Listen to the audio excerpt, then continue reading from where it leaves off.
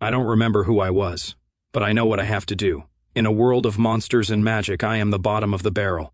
I have no strength, I have no mana, but I have something more dangerous, a complete lack of morality. I will lie. I will cheat. I will stab my allies in the back and use their bodies as stepping stones. Because somewhere in this broken world is the truth about my past, and I'll kill every single one of you to find it. This boy, Chang Chun, boasts a high level and impressive stats, and he absolutely loves picking fights with weaklings, just to satisfy his ego.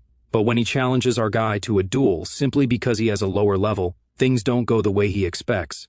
Chang starts the fight with his strongest move, but our guy stops it like it's nothing, taking 0 damage. It's all thanks to one of his skills that allows him to nullify his opponent's first attack. Chang is shocked. He's never even heard of a skill like that. Before he can recover, Kang Tan prepares his own strike, multiplying his attack power by 2 with his skills and ignoring his opponent's defense. From the very start, the aura is so terrifying that Chang Chun begs him to stop, but it's too late. Our guy smashes him straight into the ground with such force that the pavement cracks beneath them. Kang Tan is so OP despite his low level because he possesses more than 200 skills. The defeated boy can't help but cry about this unfair world where he grinded levels for nothing. You see, this whole thing with skills, levels, and monsters started when the labyrinth appeared. It had 4 difficulty modes: easy, normal, hard, and alone mode. The harder the mode, the better the rewards and level up opportunities. Our guy cleared it on easy mode and was the only one who received all possible skills. However, his level and stats still aren't that impressive compared to the others. When he returned to Earth, things weren't rosy at all. Waves of monsters came one after another, wiping out countries and cities. So, here they are now, a bunch of the strongest survivors locked in a town, waiting for another monster wave. After teaching that high-level boy a lesson, Kang Tan is invited to meet Taiyan, the only person to ever clear alone mode. She's probably the strongest human out there. When they meet, she suggests he find a hobby. He waves it off, saying he will think about it when he is not busy, trying to survive. Right now, he is more interested in why she called him. Taiyan gets straight to business. She heard he disciplined a hard mode player earlier that day. That is odd considering he is an easy mode player. She pulls up her status window, showing her level is over 250, with solid health and mana, plus extraordinary attack and defense stats. Basically, she is a walking fortress. And yet, somewhere in that overpowered stat sheet, there is something that hints at fear. Our boy knows she is showing off, but whatever. He shows his stats, a level just over 50%, good health and mana, and apparently, he is in top condition. Taiyan takes one look and states the obvious: he is weak. He can tell she is itching for a fight. Now, moving on to some explanation about the labyrinth and its 4 difficulty modes. Once a player clears it, their growth stops, which is why the power gap between difficulties is absurd. A hard mode player's stats are 10 times higher than the MC's, yet none of them could survive a single hit from him. The reason is his skills. Taiyan decides to put that claim to the test. With pinpoint accuracy, she strikes, but instead of hitting him, her attack obliterates the poor wall behind him. Our hero does not even blink and nullifies the attack like it's a light breeze. Taiyan has no choice but to admit that his skill set is insane. Over 200 abilities, all earned by fully exploring the labyrinth. She regrets not doing the same, but it's not too late in her eyes. Still, she gives credit where it's due and admits that if he had played alone mode, they might have actually won.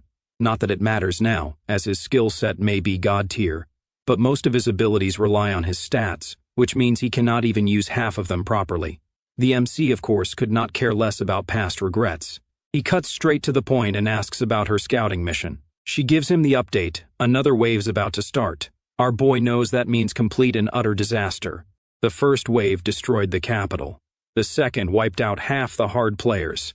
By the third, humanity was barely clinging to a single city, and now, the 4th wave is knocking at their door. He asks about the enemy numbers: 2 S-rank monsters, dozens of A ranks, hundreds of B ranks, and an apostle. He goes quiet.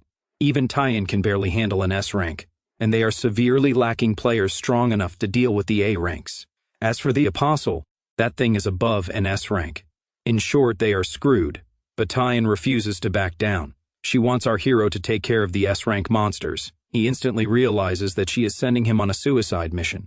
But she is not wrong. If she fights the apostle, only our boy is left to deal with the S-ranks. He complains about how underpaid he is for this nonsense and turns to walk off to warn the others. But Taiyan stops him.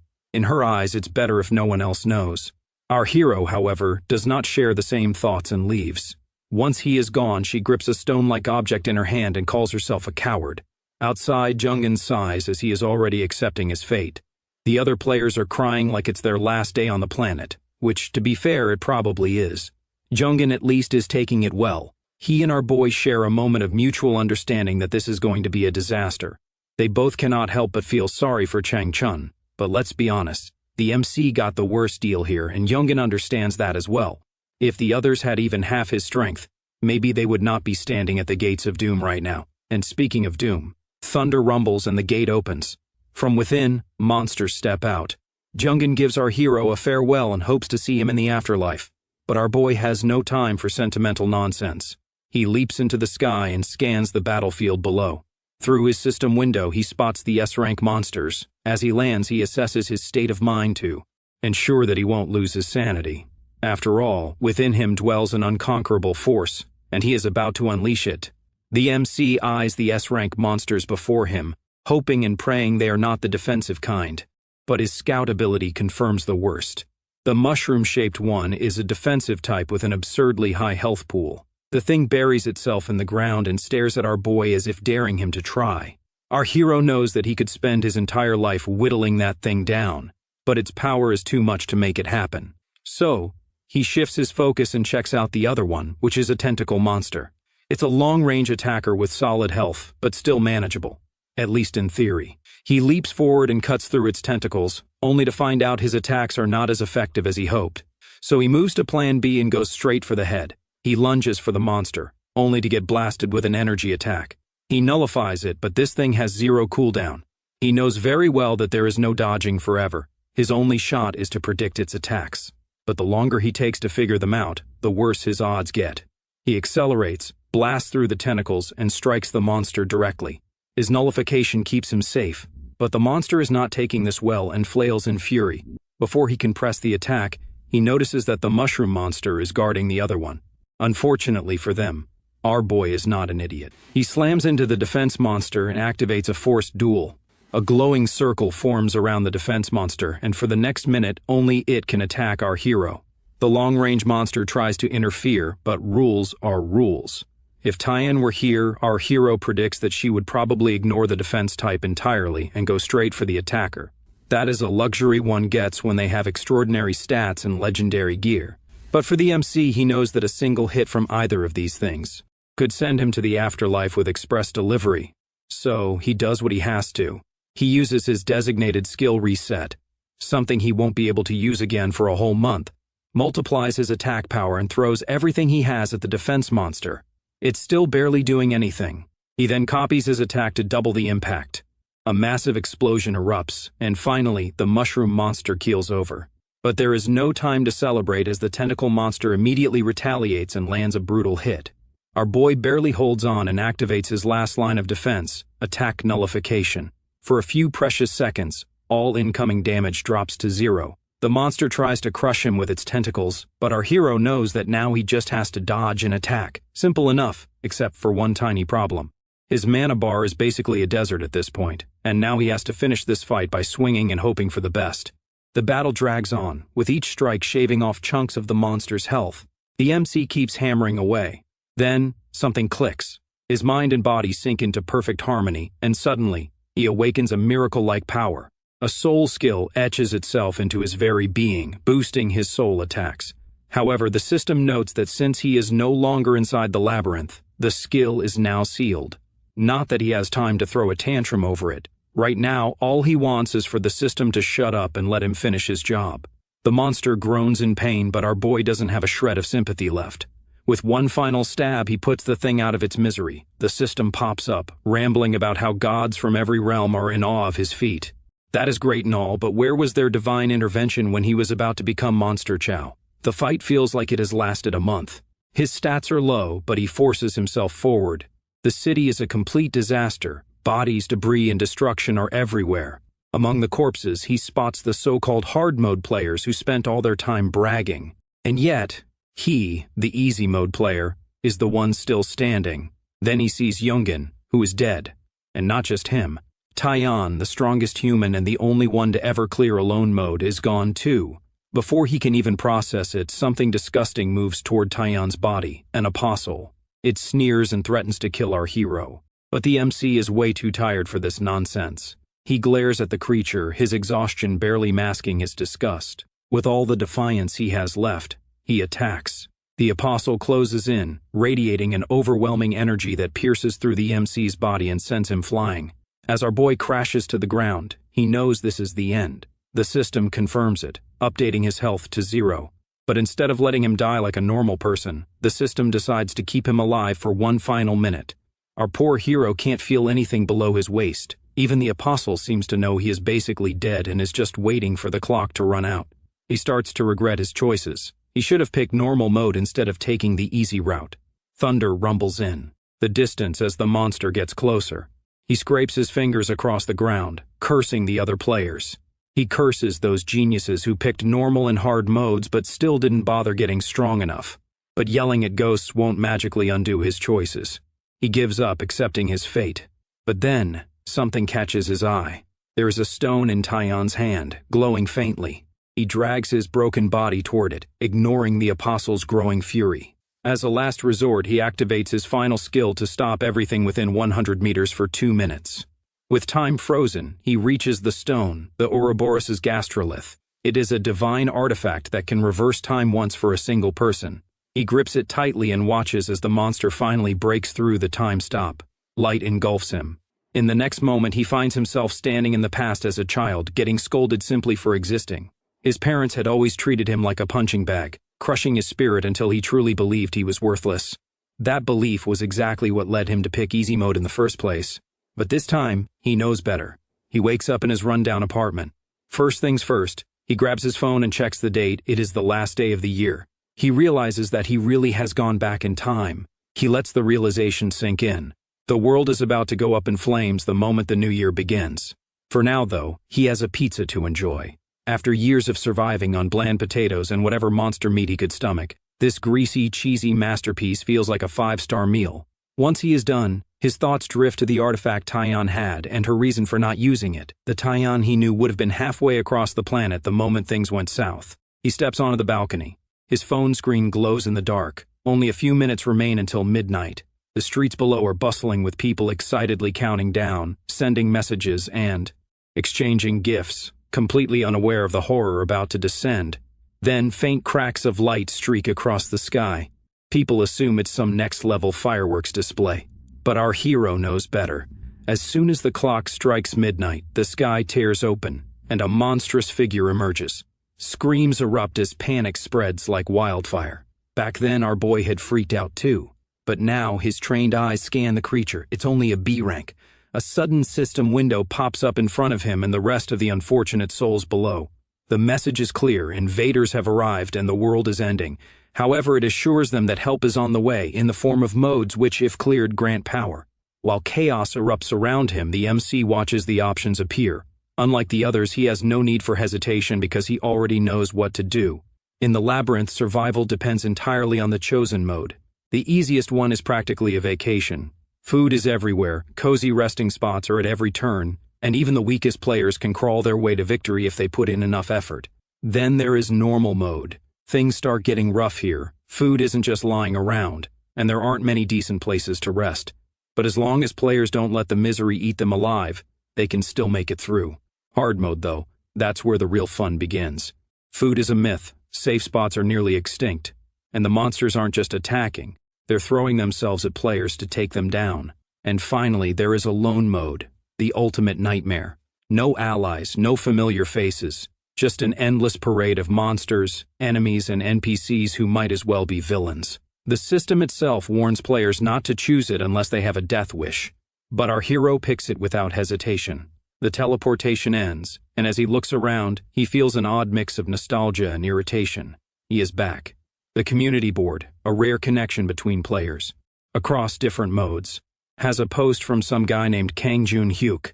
Our boy has no idea who he is, but the guy seems to be handling things well. It reminds him of how the first players to clear the labyrinth once shared useful tips. He wishes the others luck and decides to check back later. For now, there is something else he needs to confirm. He thinks back to a conversation with Taiyan about the NPCs. In easy mode, they were basically robots who repeated the same lines and actions, but Tyan insisted that in alone mode they acted like real people with actual thoughts and free movement. If that is true, then the MC knows that something is seriously off.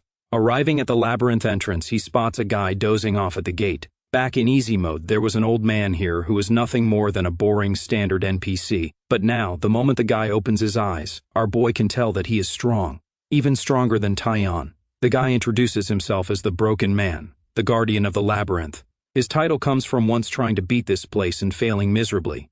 Now he has the job of standing around and watching others suffer. He starts rambling about the great opportunity they have to save their world, but our hero isn't buying the sales pitch. He knows this isn't some grand mission, it's just a well-dressed horror show. The Broken Man seems confused by the MC's lack of reaction.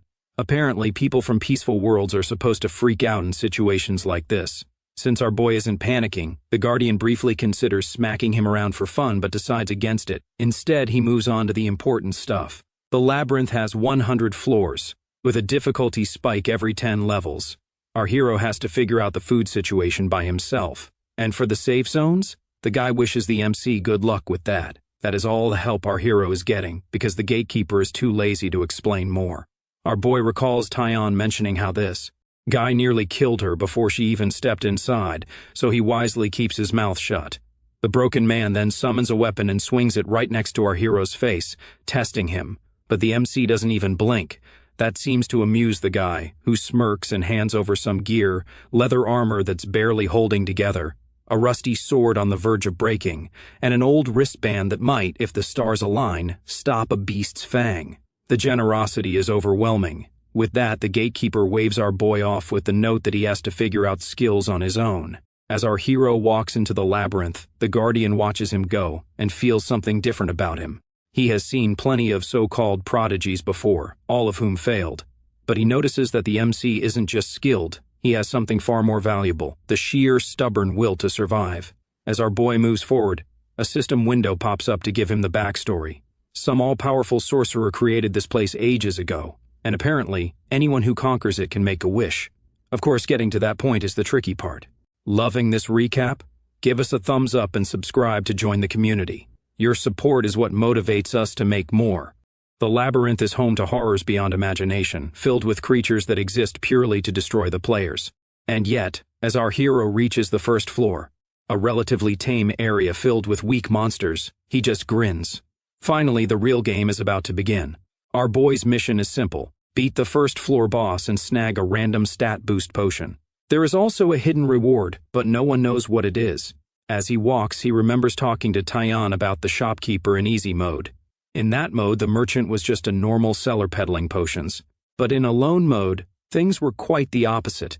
Tyan showed him an ash bracelet, an ultimate item that cuts incoming damage in half. She got it from the shop, and there were plenty of other game-breaking items, but she didn't have enough gold to buy them all. If our hero could purchase everything, he would likely end up making her look like a newbie.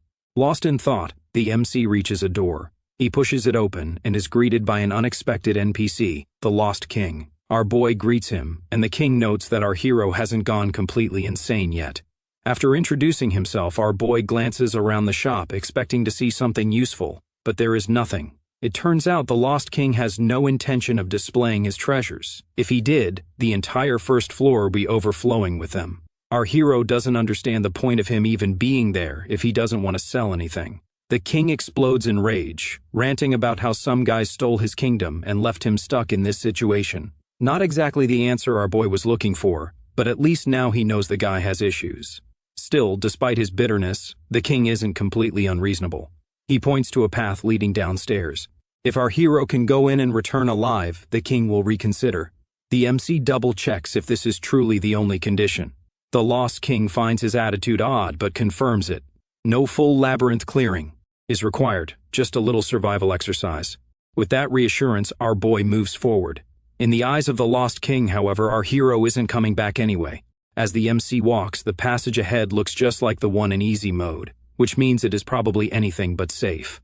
A noise alerts him, and a big rat appears, charging straight at him. Our boy realizes that the 5th floor boss from easy mode is just a regular minion here. The rat lunges at his feet. Our hero remembers very well that its defense is weak, but its speed makes it a nightmare to fight. Back in easy mode, a group of players would work together to exhaust it before attacking.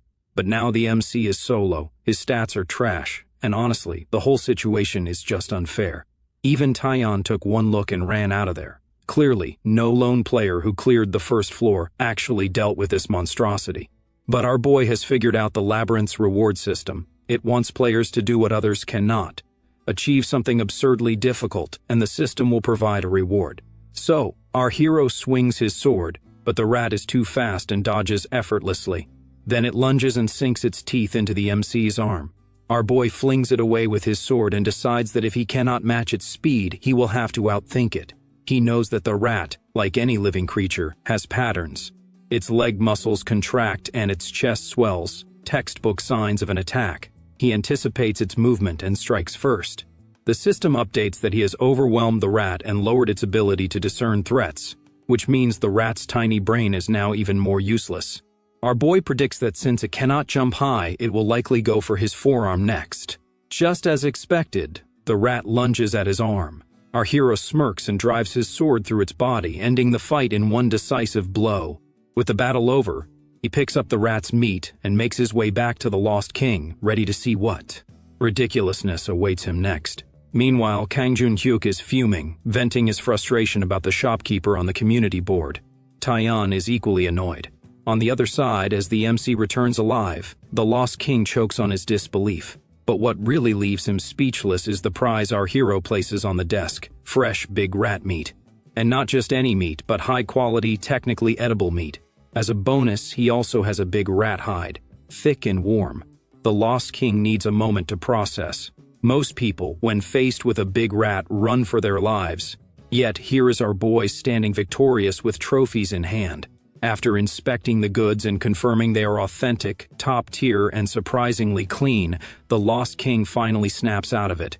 He agrees to open his shop, which apparently sells anything and everything. The MC wastes no time. He demands a massive tower shield, as it will make dealing with big rats easier. The Lost King actually likes the idea. He reveals a hidden golden door in the wall and pulls out a heavy tower shield. Our hero just cannot believe he is getting an item of this quality. Finding something like this before floor 7 in easy mode is unheard of, but the problem is he has only half the price. So, he decides to go hunt more big rats, come back and buy the shield. But before he can leave, the Lost King tosses the shield to him for free. Our boy blinks. That is unexpected and suspicious. Before he can question it, the man starts chucking more items his way: potions, jewelry, a dagger, and other gear. The MC is utterly confused. This is the exact opposite of what Taiyan told him about the shopkeeper. The Lost King makes it clear that he is just investing in him. Our hero isn't sure what that means, but he isn't about to argue with free loot. He sees many potions available. Some restore half power, while others temporarily boost attack or speed. They are essential for Labyrinth survival, but he decides not to buy them. Just potions are rare and much more useful on higher floors. He has seen enough to know when something feels like a trap. Instead, he focuses on something more practical: a bow and arrows. Long-range weapons could save him a lot of trouble, so he buys the bow and some arrows after selling the big rat hide. The Lost King seems satisfied. Our boy still cannot figure this guy out, but one thing is clear: he is not normal. Before he leaves, the Lost King gives him another tip. There is a place called the Spring of Life on the guest floor where he can recover his power as much as he wants, and the king even marks it on the MC's map. As our hero leaves, he cannot help but think about the shopkeeper's sudden shift in attitude. Maybe it is a difference in approach. Taiyan ran away, while he came back victorious. Just then, another big rat shows up. He takes it down with ease, but his mind is still racing with unanswered questions. The biggest one is his soul attack skill. When he captured his first big rat, he gained skills far beyond the basics, abilities normally found on the 20th or even 40th floor in easy mode. Among them is this soul skill with a solid 100% proficiency. According to the system, his soul has glimpsed a realm beyond, and with every victory, he will absorb his opponent's power, which sounds cool, if a little ominous. This is the same skill he received just before dying in his previous life. Except, back then it was sealed because he exited the labyrinth. Now it is fully active, and somehow, even after time rewound, it remains with him. The mysteries keep piling up, but there is no time to dwell on them. He has a goal: to become the strongest player ever. Following the map, he heads toward the Spring of Life. The passage stretches on endlessly, making him wonder if he has somehow been tricked. Just as he is considering how much longer he has to walk, he hears rustling around him. He turns and finds himself surrounded by glowing eyes in the dark. Not one big rat, not two, but a whole swarm. Our hero stands in the dimly lit labyrinth, surrounded by a bunch of big rats. Even with their tiny brains, they seem to understand that they've got the upper hand just by sheer numbers. But despite all their aggression, he can sense their hesitation, maybe even a little fear. He, on the other hand, stays perfectly calm. He knows better than to get cocky, as too many players have met embarrassing ends because of tiny miscalculations. Two more attack from behind, but thanks to his increased stats, our hero easily outpaces them and knocks them away. As he kills them, he levels up. The last rat loses its nerve. Our boy lures it into attacking, and as it rushes forward, he slams it down with his shield. A fitting punishment for overestimating itself. With the battle over, the MC enters the labyrinth's resting area, a safe zone where enemies cannot follow. The tranquil atmosphere there could lull players into a false sense of security. But our hero isn't stupid. A Spring of Life shimmers in the center, and because he got here first, the system awards him an intelligence and mana boost. He drinks from the Spring of Life and feels instantly refreshed. Though his mental exhaustion remains, he knows he needs real rest for that. The next morning arrives, and he checks the community board. The alone mode players, Kang Junhyuk, Najayan, and Liang, are bickering over whether to enter the labyrinth or keep waiting for some divine intervention. Meanwhile, Kang Dongjun from normal mode is hunting for monster info and a team to help him clear the first floor. Alone mode players spam the board the most, since this is the closest they will ever get to social interaction. The MC smirks when he sees a post from Taeyeon, the so-called #1 player, asking for help. But then again, he remembers her status window from his past life, the one that revealed her fear. Maybe despite all her strength, she never really stopped being a coward. He decides to leave a post himself, a generous, detailed explanation regarding the first floor tutorial for the confused masses.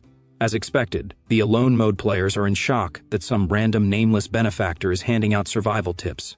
Our hero doubts they will trust him immediately. Even if they do, surviving the labyrinth is not as simple as following a guide. In his past life, out of 1,000 players, only Taeyeon managed to crawl out alive. He shifts his focus and pulls out a chunk of rat meat. The system labels it as edible, so he takes a bite and immediately regrets his life choices. A wave of nausea hits him as he gets food poisoning. As a result, his stats will decrease for 2 days, and he will ultimately die unless he uses a recovery potion or chugs power potions. Most players learn their lesson after one unfortunate meal. Our boy, however, is not like them. He drinks from the spring, shakes off the poisoning instantly, and then takes another bite. Fortunately, nothing happens this time. Food is scarce in the labyrinth, and emergency rations are non-existent, so eating monsters is inevitable. He tests his luck again, but gets food poisoning a second time, followed by another instant cure from the spring's water. Eventually, the system gives in and awards him disease resistance, which permanently makes him immune to food-related illnesses. Satisfied, he moves on to his next experiment. He steps into the spring, dunks his face under water, and holds his breath. Pain flares in his lungs, but he stubbornly endures. When he finally surfaces, gasping for air, the system rewards him with 2 new skills: apnea, which lets him hold his breath twice as long, and deathline, which grants an instinctual sense of impending doom. Strangely, Deathline's proficiency is already above 50%. All his other skills started at level 1, so he is confused. He has no idea whether it's some mystical connection between time and mind-based abilities, and frankly, he does not have the time to care. He summons his sword and moves forward. There are more skills to acquire, and he has no intention of stopping now. Youngin is afraid to follow the tutorial posted by our boy on the community board. Our hero doesn't care, it's his loss. Youngin isn't alone, as Taeyeon shares the same hesitation. They can't do much anyway, since the MC is the only one ahead of everyone else. Our boy, on the other hand, is busy training his newly acquired apnea skill. The skills have combos, and executing specific moves in the right situations can unlock even stronger abilities. He practices holding his breath while attacking, and manages to double his apnea state duration, though only if he stays still. After relentless practice, he finally stops to catch his breath, and the system rewards him with a special apnea attack. With over 10 skills in his arsenal, he now considers himself a skilled player. He feels satisfied and inspects his sword. Just like he once predicted the movements of big rats to catch them, he realizes that humans also have predictable rhythms. With an apnea attack, he can mess with those rhythms at will, making it a handy trick for his time in the labyrinth. He takes a quick glance at his status window and smirks. His dexterity has already surpassed Taeyeon's stats from when she cleared the first floor. He decides it's time to craft his main skill and leaves the resting place. These main skills are a big deal, as each one is worth more than 10 basic skills. They grant god-tier abilities like adding or multiplying attack power, revealing hidden elements, erasing damage, or even stopping time. But of course, the system is not about to hand them out like free samples. Take Complete Scout, for example, which only unlocks if one has evolved the Insight skill multiple times. Our boy wonders if there is a way to snag a main skill on this floor, preferably without having to sell his soul. Before that, he has to deal with another big rat. He swings his shield, but the rat bites his foot. The creature must be feeling pretty high, thinking our hero is helpless, when in reality the MC is letting himself get hit. He holds out just long enough to trigger the system's pity mechanic, counterattacks with his shield, and forces the rat to retreat. The system rewards him with an increase in his deathline and cold-heartedness proficiency. The rat attacks again, and this time, he blocks it properly and unlocks a new defensive ability. However, this skill only ignores attacks below a certain damage threshold, so it's not the one he wants. What he really wants is the hold-on skill, which nullifies a fatal attack and grants temporary invincibility. Back in his previous life, he was the only one who managed to get it, and Youngin and Taeyeon had been very impressed. As for how to acquire it, well, the labyrinth has its own rulebook. Skills can be borrowed from someone else, earned by doing something no one else dares to do, or just copied if one is clever enough. The MC recalls how he learned apnea by holding his breath and apnea attack by spamming sword swings in that state. Applying the same logic, he lets the rat keep attacking him while he repeatedly blocks fatal strikes. After what feels like an eternity of near-death experiences, the system finally decides he has suffered enough and rewards him with the hold-on skill. Our boy is relieved and satisfied. He remembers Youngin and Taeyeon looking at him like he had lost his mind when he explained his training methods before. But this is the labyrinth. Either risk your life to gain something or stay weak and get eaten. He returns to the resting room, gulps down some spring water, and checks his system notifications. Unsurprisingly, there are more skills. At this point, he has collected around 200 of them. Just as he is scrolling through, someone suddenly appears. The MC immediately tenses. The man standing before him is not another player but an NPC. And if the rumors are true, NPCs in alone mode are straight up insane. He vaguely remembers Taeyeon mentioning something about an old knight, probably a Holy Templar. Before he can recall anything useful, the man suddenly rushes at him and throws a punch. The system updates that the old knight, Anansar, has activated a non-fatal attack on our hero, and the MC just stands there in shock at the sudden turn of events. The MC's Deathline skill kicks in, warning him that he is about to meet his end.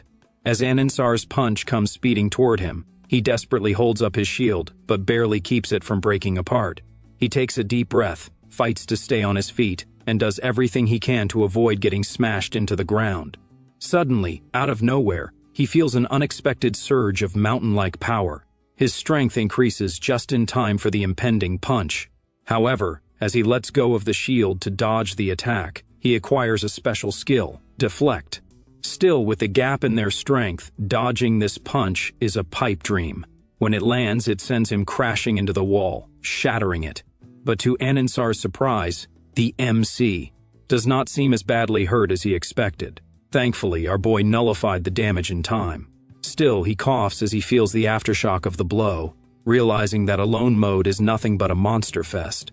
Anansar, though, is a bit shocked, or rather, impressed.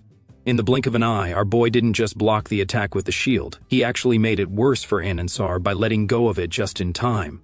It looks like our hero wasn't the easy target the knight thought he was. However, Anansar makes it clear that he wasn't out to kill the MC anyway. He was just trying to keep things friendly with a non-fatal hit. Even if he had gone all in his eyes, our boy probably would have shrugged it off with his defensive skills. So Anansar helps him up. Our boy, now back on his feet, takes in the situation. He knew Anansar was a self-aware NPC, but seeing him actually know about specific skills is a surprise. Even Taeyeon never figured that out. They introduce themselves, but our hero is still a bit skeptical. He remembers Taeyeon's run-in with Anansar, which was the complete opposite of this. He attacked her out of nowhere, and she just stared at him like a deer in headlights. Anansar didn't even give her a second thought. He called her a coward and left her behind. She never saw him again. So, the MC obviously wasn't exactly expecting a friendly moment here. He is still wondering why Anansar attacked him in the first place, and whether he has some strange hobby of picking on the weak. Anansar, however, clears it up, explaining that as a Holy Templar he would never oppress the weak. His attack was just a test to see if our boy was worthy of recognition. Our hero gets it now. He has passed the test. No enemies here, just an oddly aggressive NPC who likes to make dramatic first impressions. He then asks about the god Anansar worships. He has heard about the gods in the labyrinth, the ones who test players and hand out rewards, though most players couldn't care less. Our boy, thanks to Taeyeon's rants, actually knows a thing or two about them. Anansar proudly talks about Lavinov, the goddess of love, the one who connects people to their loved ones. In his eyes, no one is as wonderful as she is. But after his world was destroyed, he has been searching for her with no clue where she has gone. Our hero, though, already knows where she is, and it might not be a happy ending. In his previous life, she was found by none other than Taeyeon, but she had been torn apart.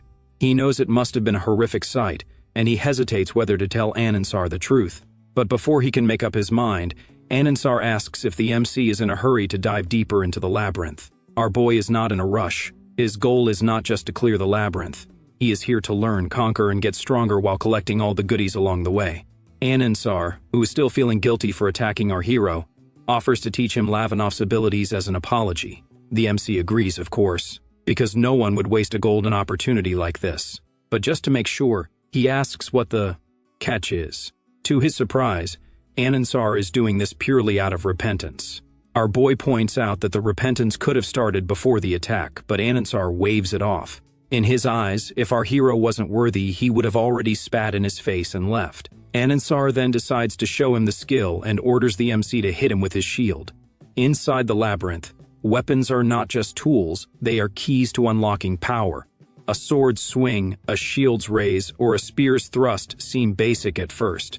But the more a fighter hones them, the sharper these skills become. On their own, they are just basic attacks. But when combined, they create something far more dangerous. That is the weapon technique, a deadly mix of mastered skills that turns into an unstoppable force. Anansar, who is all emotional, cannot wait to teach this game-changing technique to our hero.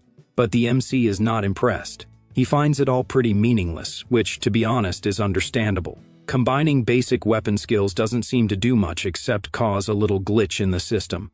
When Anansar asks him about it, he answers that his extra attack power adds just 1 point, and with his basic attack, that only adds up to 4. Anansar then asks our boy to attack him. He activates target lock, ready to absorb any damage. Our hero obliges by slamming his shield onto Anansar's head. Of course, Anansar didn't expect him to hit him that hard. Now in pain, Anansar asks the MC to try a punch instead, not wanting to get hit in the head again. Our boy goes for the chest next. Surprisingly, the damage is much less. Now our hero gets it. Different weapons mean different damage. Anansar explains that adventurers usually stick to one weapon to avoid messing up the system. He gives an example of a gauntlet with 50% attack power and a sword with only 20%. But an attack with a sword only delivers 20 damage. It's not rocket science. If it worked any other way, adventurers would be walking around with enough weapons to fill a small army. The MC agrees, but Anansar has a different opinion. He thinks combat is about putting your life on the line, and the entire body should be part of that fight, not just the shiny sword or shield. So, after years of research, Anansar came up with the E-lock weapon technique. No matter what weapon is used, it fuses the attack power of both the weapon and the gear, turning the user into a walking, talking powerhouse. And it's not just for weapons, it works for the entire body. Our boy finally sees the light and realizes how useful this could be, especially for all those discarded pieces of gear that no one cared about. In the past, they were basically junk, but as he clears more labyrinths and starts picking up high-grade equipment, this technique will be worth as much as a main skill. Anansar then transfers the skill to our hero. The MC feels the information flow into him, like downloading the latest update to his brain. But since he is still a rookie, he might experience some loss of power until he gets the hang of it. Anansar also gives him a faded ring, which our boy would have tossed aside without a second thought before. but now recognizes as a treasure. Next, Anansar suggests they spar, so our hero can test out his new skill. The MC agrees and summons his trusty tower shield. In the labyrinth, every move matters. Even the most pointless-looking rooms have something hidden, and carefully searching them could lead to rising insight skills. For our boy, blocking attacks with his shield isn't just a defensive move, it is an opportunity to get better at the skill's proficiency. Each time he blocks, his skill increases, proving that fighting strong opponents might actually be worth it after all. 2 days later, exhausted but proud, he has gained a new skill, continued combat. He was able to fight an S-rank monster for days in his previous life thanks to this ridiculous ability. On top of that, this skill can only be learned by fighting other players or humanoid NPCs, so he hadn't thought about acquiring it solo. Anansar, on the other hand, is impressed and praises our hero's instincts and skills. He is happy with the progress. But he adds one more thing. The MC cannot teach the Elok technique to just anyone. If someone is unworthy and he goes ahead and teaches them, Anansar will find him and kill him. Before they part ways, Anansar asks our boy to let him know if he finds any information about Lavanov. Our hero is unsure how to break the news. If Anansar somehow stumbles upon the goddess, there is a good chance she would be more of a memory than a living being by now. And if by some miracle she is still alive, well, he wouldn't be surprised if someone has already ended her. He is stuck in this awkward spot, unsure whether to drop the truth bomb or keep his mouth shut. But then, finally, he lets it slip that he knows the goddess's whereabouts. Anansar is convinced that the MC is messing with him. After all, he has wandered the labyrinth for what feels like an eternity without even a whisper of the goddess's location. And yet, here is our boy, who has barely passed the starting line, claiming he knows exactly where she is. Our hero, however, has already expected this reaction and has a plan to explain. He needs Anansar to trust him. In his world, there are items that provide information about the labyrinth, which to Anansar sounds like complete nonsense. A labyrinth with no map suddenly has one for special beings? It all sounds ridiculous to him, but the MC clarifies that while general maps don't exist, there are ones for unique entities, like a magical flute that summons gods. His family has studied such items, which is how he knew the gods' locations before even setting foot inside. Thinking back to a conversation with Tyan, he remembers her showing off some items she got from the 89th floor. At the time, he dismissed it as completely useless, but now he uses that information to reveal the location of Lavanov. She is on the 78th floor, hidden in the 24th secret room of the library. Anansar has never checked that spot. Overcome with emotion, he grabs the MC in an overacting display of gratitude. He promises to prepare before heading out, as he is determined to confirm whether the goddess is actually there or if our boy is just pulling his leg. But before that, he wants to repay our hero. So, he hands him a copper ring. The MC puts it on and watches as Anansar leaves, all while yelling about the goddess. As he disappears, the MC wonders if Anansar will actually find her, and if he does, whether she will even be alive. Either way, one thing's for sure, he won't be seeing Anansar again anytime soon. With that, our boy gets moving. Now that his dexterity has increased, catching the big rats has become easy. He realizes there is no point in sticking around since he has outgrown this floor. If he wants to get stronger, he has to move up. But before heading to the second floor, there is something he needs to take care of first. The labyrinth hides multiple secret rooms, with each floor containing at least one. These secret rooms offer valuable rewards like magic staffs, levitation rings, permanent stat-boosting potions, and other rare items. In easy mode, the competition for these rooms was intense, so he often skipped them. It was more about luck than skill, and frankly, he had better things to do than gamble on secret doors. But now, every single one is his for the taking. He just needs to confirm if their layouts remain the same. Though labyrinths change depending on the mode, their basic structure usually stays consistent. That means the secret rooms should still be where they always were. With this in mind, he enters one. The space is surprisingly small, featuring nothing but a single door and plain walls. Most players would ignore this place, assuming it serves no purpose. Our hero starts inspecting the walls. Every brick looks identical, so he taps them, removing them one by one to watch for changes. Compared to his past struggles, like barely surviving in a room for a week with nothing, this is actually exciting. His insight proficiency increases as he works. Finally, he uncovers the hidden room, earning the title of adventurer and a nice boost to his intelligence. Inside, he spots a treasure box, but he knows better than to rush in like some clueless rookie. The labyrinth does not give out freebies, He scans the surroundings, picks up a big rat carcass, and tosses it into the room. The moment it lands, an arrow flies in and pierces it instantly. Now prepared, he moves forward. Another arrow comes for him, but this time he snatches it mid-air. For any other first-floor player, this would be a death sentence. But for him, it's just free arrows and another day in the labyrinth. The only downside is that these arrows are coated in poison and paralysis agents. After gathering enough of them, he decides it's time to press on. He leaps ahead. He could just run while blocking with his tower shield like a sane person. But this is a labyrinth. Here, perfection is not optional. So he goes full martial artist, smashing arrows mid-flight with his kicks and crushing them in his grip while hopping across stone tiles. Then comes brick number 9. 9 arrows shoot toward him from all directions. He activates apnea and sharpens his vision. Dodging them all is unlikely, so he enhances his senses further, unlocking a new skill, sense augmentation. He breaks some arrows, deflects the rest, and still ends up with a few new cuts. Then, the final trap triggers. By the usual pattern, there should be 10 arrows. But no, because life is unfair, 15 arrows come flying at him instead. He barely has time to register how cheap this is before realizing there is no way to block them all.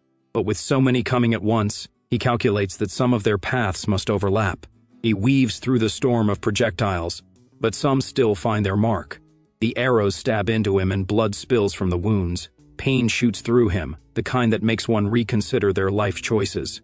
But in that moment of agony, he unlocks a new skill called pain reduction. The sharp, unbearable pain now feels like slightly less unbearable pain. If he hadn't been through worse, he is pretty sure he would have blacked out. He could purposely take more hits to unlock even more skills, but he decides not to turn this into a self-torture session. He opens the treasure chest. Inside lies a flame staff, the beginner wizard's go-to weapon capable of casting fireballs. Among early magic items, this one actually holds some real value. He knows that Tyan barely cleared any secret rooms, so she wouldn't know the difference between a good item and a slightly fancier rock. If this is the standard reward in alone mode, at least there is some justice in the world. He exits the secret room and faces a swarm of big rats. With just one arm, he cuts through them. The difference in stats is almost embarrassing. The system rewards him with another skill called Unfaltering Resolve. At the resting area, he drinks from the spring and feels instantly refreshed, like he just took the best nap of his life. With a clear head, he reviews his new abilities. Pain reduction and sense augmentation are good, but they need time to improve. Unfaltering Resolve is even better since it lets him ignore injuries temporarily. It was worth the trouble, but the flame staff is the real prize. Now, it's time for the second floor. The labyrinth structure is simple. A boss guards the staircase to the next level. Beat it and move forward. Our hero hopes the battle will be as easy as the layout suggests. But let's be real, this is alone mode. And here, nothing is ever that simple. He pushes open the gate. A massive figure looms in the darkness, the giant rat, the floor's boss. In easy mode, this thing was a 10th floor nightmare. The MC remembers how many players were shredded by its claws. But at this point, he isn't even surprised. The giant rat isn't just a random monster, it's a roadblock for first-floor players, and Tyan knew it. That was why she found a way to cheat the system, taking advantage of the rule that bosses cannot leave their rooms. She filled the chamber with gasoline and set it ablaze. A perfectly reasonable approach, really, considering she was the only survivor among those who attempted the first floor. Her method was probably the closest thing to a winning strategy. But our hero knows that isn't the kind of battle the labyrinth wants. It wants pain, struggle, and an exhausting display of skill. And he is here to grow stronger. He summons his staff and unleashes a fireball spell at the giant rat. The flames catch, burning the creature and inflicting minor damage over time, but he needs more. So he fires poison arrows, yet the beast shows no reaction. That doesn't deter our boy though, as he has planned for this exact nonsense.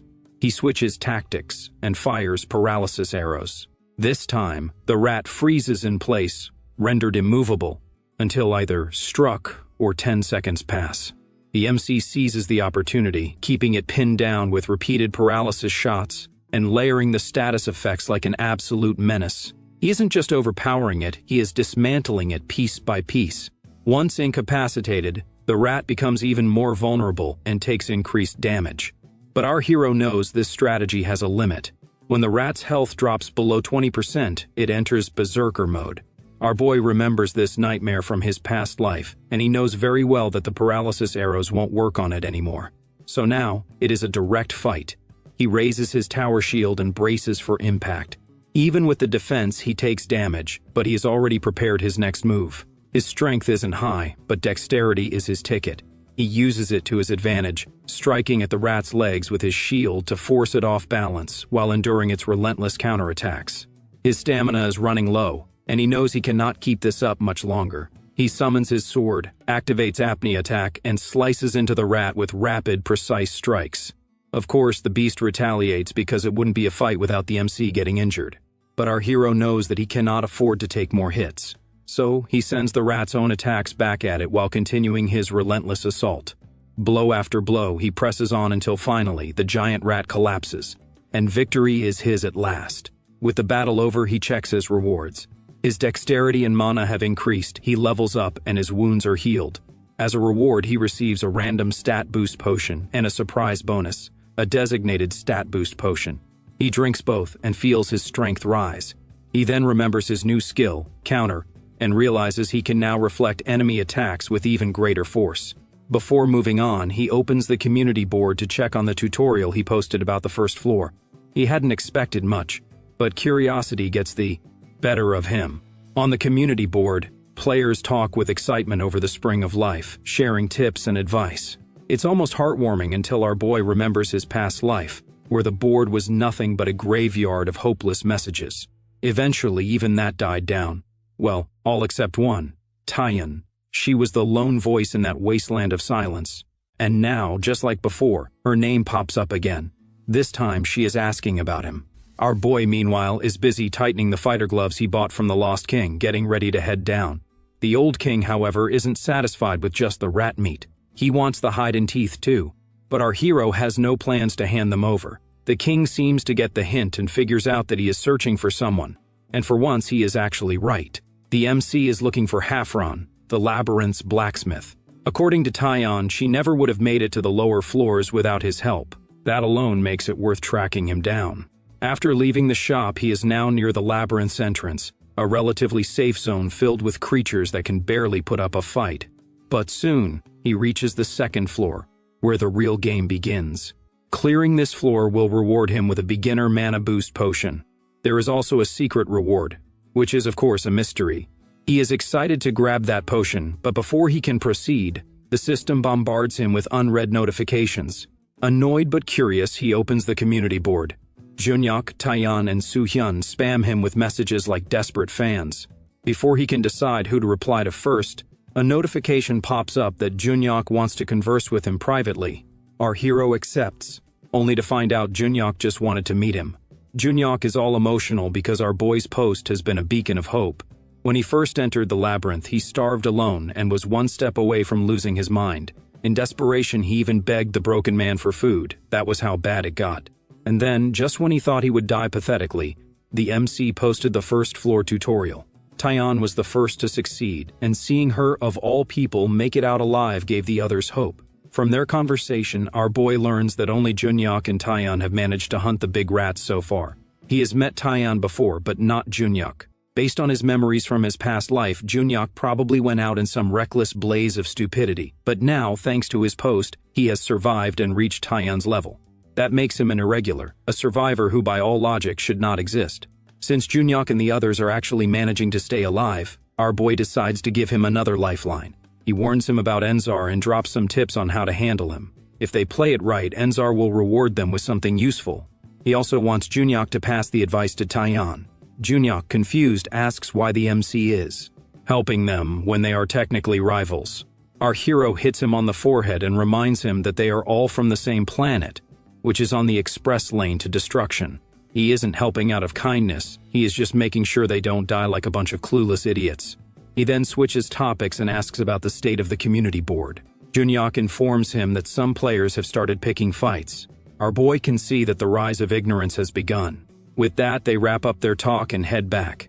Everything until now has been just the tutorial, but now, on the second floor, the real labyrinth begins. The MC kicks the door open like he owns the place. Inside, goblins armed with bows, shields, and swords are waiting. He raises his own bow, ready to show them why they should fear humans. Goblins are hardly a threat on their own, but when they group up, their collective idiocy somehow turns them into a problem. Our hero fires an arrow, striking a goblin with a bow and leaving it paralyzed. Meanwhile, the other goblins, armed with swords and shields, decide it is their moment to shine. But our boy smashes one with his shield, then summons his sword and runs it through. Before he can catch a breath, 2 more goblins jump at him, one wielding a large sword. The MC eyes the sword, summons his staff, and blasts the entire area. Once the dust settles, he picks up the large sword. It's still rusty, but slightly less terrible than the one he had. He also grabs a wooden shield. With his upgraded gear, he moves on. The next room holds an altar of Rakaratas. The system rewards him for his discovery with a slight boost in mana and intelligence. He recalls that the gods of the labyrinth vary in personality. Some are friendly, some couldn't care less, and others treat players like playthings. Rakaratas is the god of conflict and death, which in simpler terms means he enjoys watching people suffer. Standing before the altar, our boy feels a heavy, ominous power ahead, stronger than anything he has encountered. Suddenly, Tyan's decision to run away makes perfect sense. Probably the only smart thing she has done. Then the system delivers an alert that Rakaratas wants to test him. Pass the test and get a reward. Sounds simple enough. Our hero accepts because it's not like he has anything better to do. His eagerness seems to amuse Rakaratas. Almost immediately, Rakaratas' servant, Fake, emerges, fully armored with no visible weak spots. Fake wastes no time and charges at our boy with a sword the size of an overcompensating warrior's ego. The impact cracks the MC's shield. If that is what happens while blocking, he decides, I might as well throw the thing away. Ow! He switches gears and pulls out both swords, his trusty rusty one and the slightly better rusty one, and lunges at Fake. Their weapons clash, and our hero's grip trembles from the sheer force. Fake, on the other hand, doesn't even flinch. Our boy realizes that brute force is clearly not the way to go. So, it's time for Plan B. He backs off, lures Fake in, and at the right moment he spins and strikes. This time he lands a hit, but his sword gets stuck in the armor. Not ideal, but he has the Elok weapon technique, which lets him stick close and mess up his opponent's attacks. It worked before, and it's working now.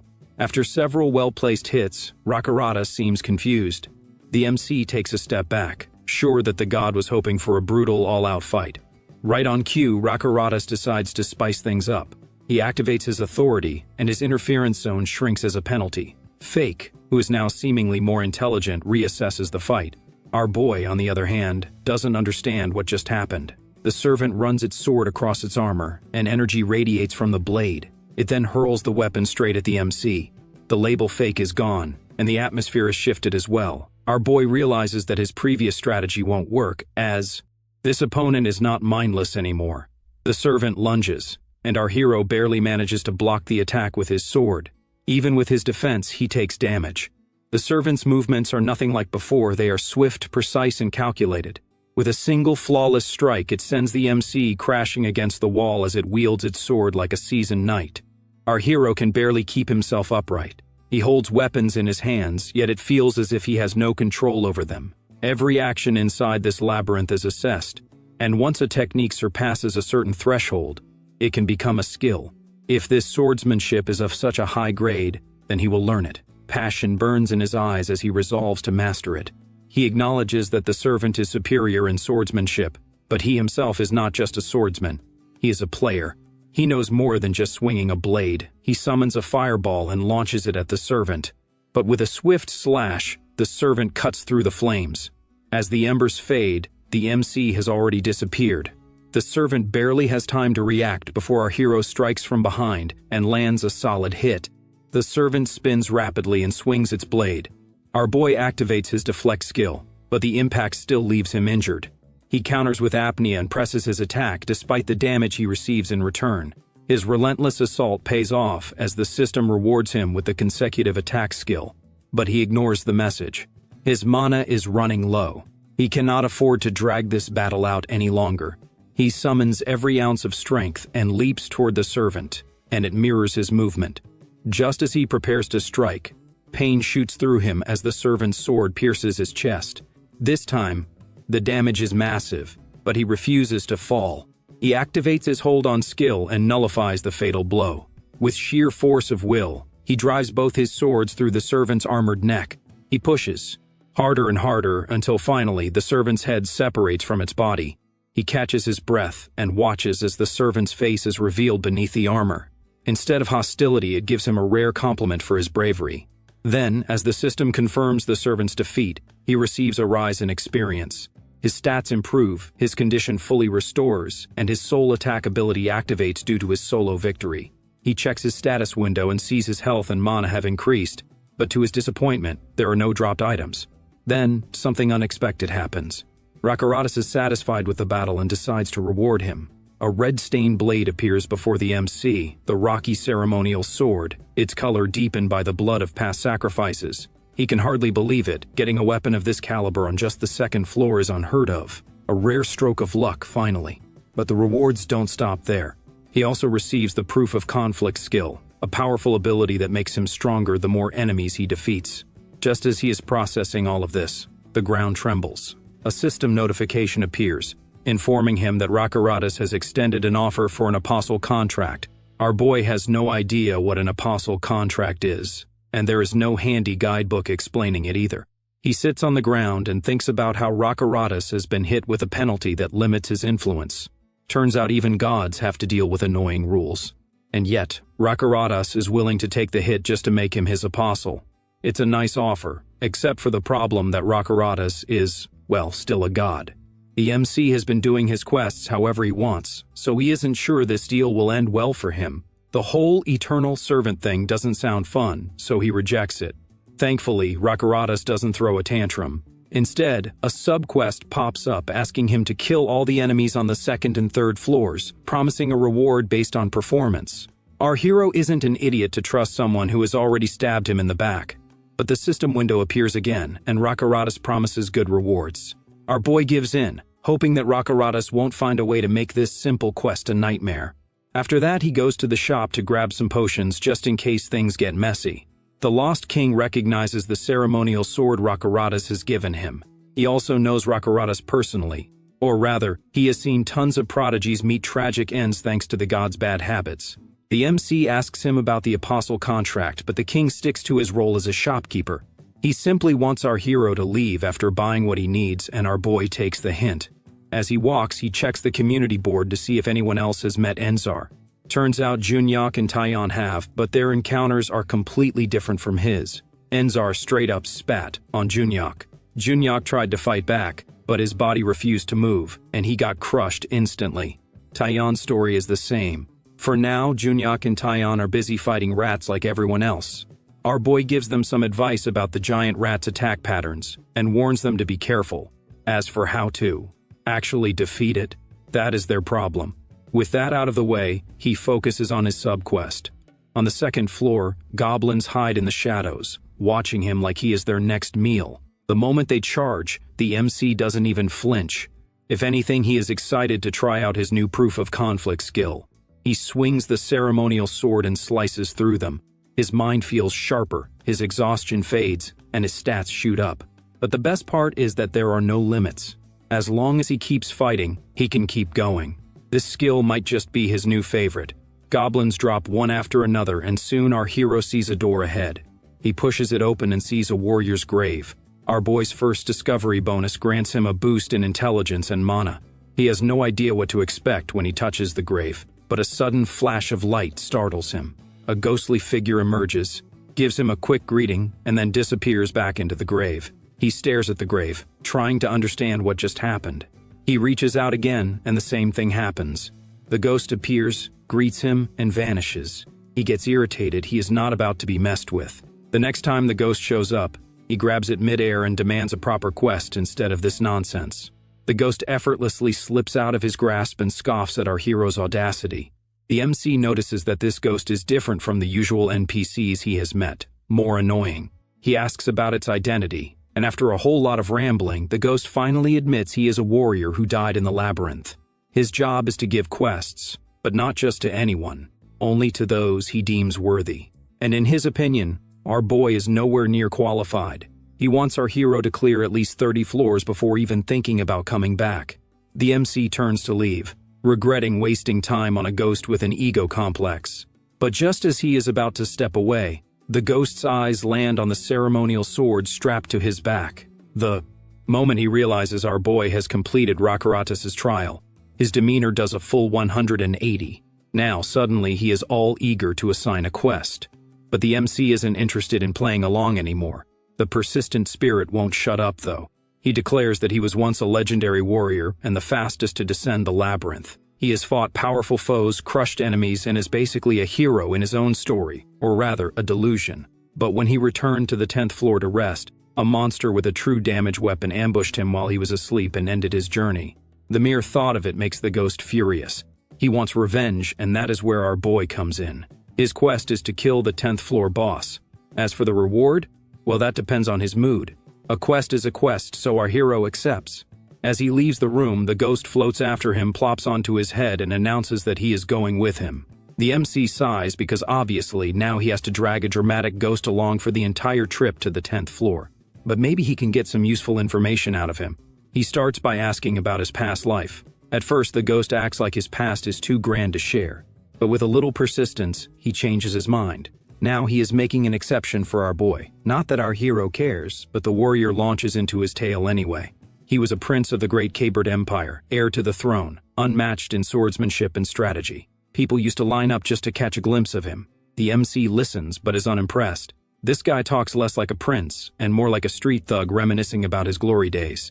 The story continues. The world ended, he entered the labyrinth to save everyone, and then, well, our boy knows the rest. When he points that out, the ghost shoots him a glare and admits he does not like him. But his hatred for the monster that killed him is stronger than his dislike for our hero. By then, they reach a door, ignoring the warrior ghost's ongoing rant. The MC pushes it open, revealing a room full of goblins. He pulls out his bow and fires, paralyzing one. Then, he takes out his sword and smacks another down before repeating the process. The warrior ghost watches, confused at what our boy is thinking. Our hero doesn't bother explaining at first, but the ghost eventually catches on that he is trying to earn a skill. However, the ghost doesn't like the MC's idea of claiming a skill. That gives our boy an idea. He smirks and proposes a bet. If the warrior ghost is right, he will become his puppet and do whatever he wants. But if the MC is right, the warrior has to answer his questions truthfully. The ghost, absolutely sure of himself, agrees without hesitation. The warrior ghost is having a grand time in his imagination, picturing our boy crawling on all fours and begging with honorifics. Unfortunately for him, reality is far less entertaining, as our hero is too busy strangling a goblin to care about his delusions. Snapping back to the present, the warrior ghost starts rambling about the duel skill, explaining how it locks a fight between two parties with no outside interference. The MC likes the sound of that. After cutting through multiple enemies and shifting to one-on-one battles, the system rewards him with a shiny new ability, Forced Duel. And what a skill it is. He doesn't have to worry about continuous damage, poison, confusion, or any other annoying effects. He can enjoy pure, uninterrupted combat. Our boy is thrilled, but the ghost is not so much. He just stares, probably questioning his existence. Our hero, however, has better things to do and reminds him of their bet. That finally shuts him up, at least briefly. Then, realizing it is just a bet, the warrior ghost starts yapping again. The MC, however, is not here for nonsense. He wants answers. The warrior ghost, as usual, curses him, but our boy has long since developed an immunity to pointless whining. The warriors. Endless chatter continues until they stumble upon another hidden chamber. Our hero removes a brick, steps inside, and his insight skill kicks in. Instantly, he spots the traps, arrows rigged to the ceiling, traps on the floor, and moving walls ahead. The warrior ghost, for once, suggests something sensible, turning back. The MC, of course, ignores him. He gets into position, slashes through the arrows with his ceremonial sword, dashes over the ground traps, jumps onto a wall to avoid incoming spikes, and then pushes forward between the moving walls. One tries to crush him, but he punches through it. Turns out goblin-made walls aren't exactly built to last. The warrior ghost, left speechless, finally decides to embrace the silence for once. With the obstacles cleared, our boy earns a spring-soaked ring, which boosts mana and emits a nice smell. The warrior ghost, still struggling to comprehend our hero's existence, finally asks about the MC's identity. Our boy reminds the warrior ghost that he already told him, but judging by the blank look on its face, The MC can see that the warrior has zero clue what he's talking about. That confirms something important for our hero. This warrior ghost knows absolutely nothing about the Ouroboros' gastrolith, which means it must exist beyond the 85th floor. Then it hits him that he has been in the labyrinth for 10 days. He checks the community board, where players are busy panicking over how to kill the giant rat. Seeing it is about time to step in, he enters the chat. Junyok provides an update that half the players who reached the Spring of Life have successfully taken the big rat down, and he believes the rest will manage. As for him and Taiyan, they ran the second they saw the giant rat. The MC gets straight to business and starts explaining skills. The players shower him with gratitude. He starts with the easiest one, pain reduction. The method is stabbing yourself in the arm with a sword, straight through. The MC wants them to take their old rusty swords and stab themselves deep in the arm, all the way to the bone. The players turn pale and shiver at the thought, but he doesn't get why they are so scared. The Spring of Life will heal them anyway, so there should be no problem. To him, it's practical, but to them, it's complete madness. Moving on, he introduces the next skill, apnea. This requires them to jump into the Spring of Life, hold their breath until they drown, and, as a little bonus, swing their swords until they physically cannot anymore. If they survive, they will gain the apnea attack skill. To the players, it almost feels like he is running a very lethal prank show.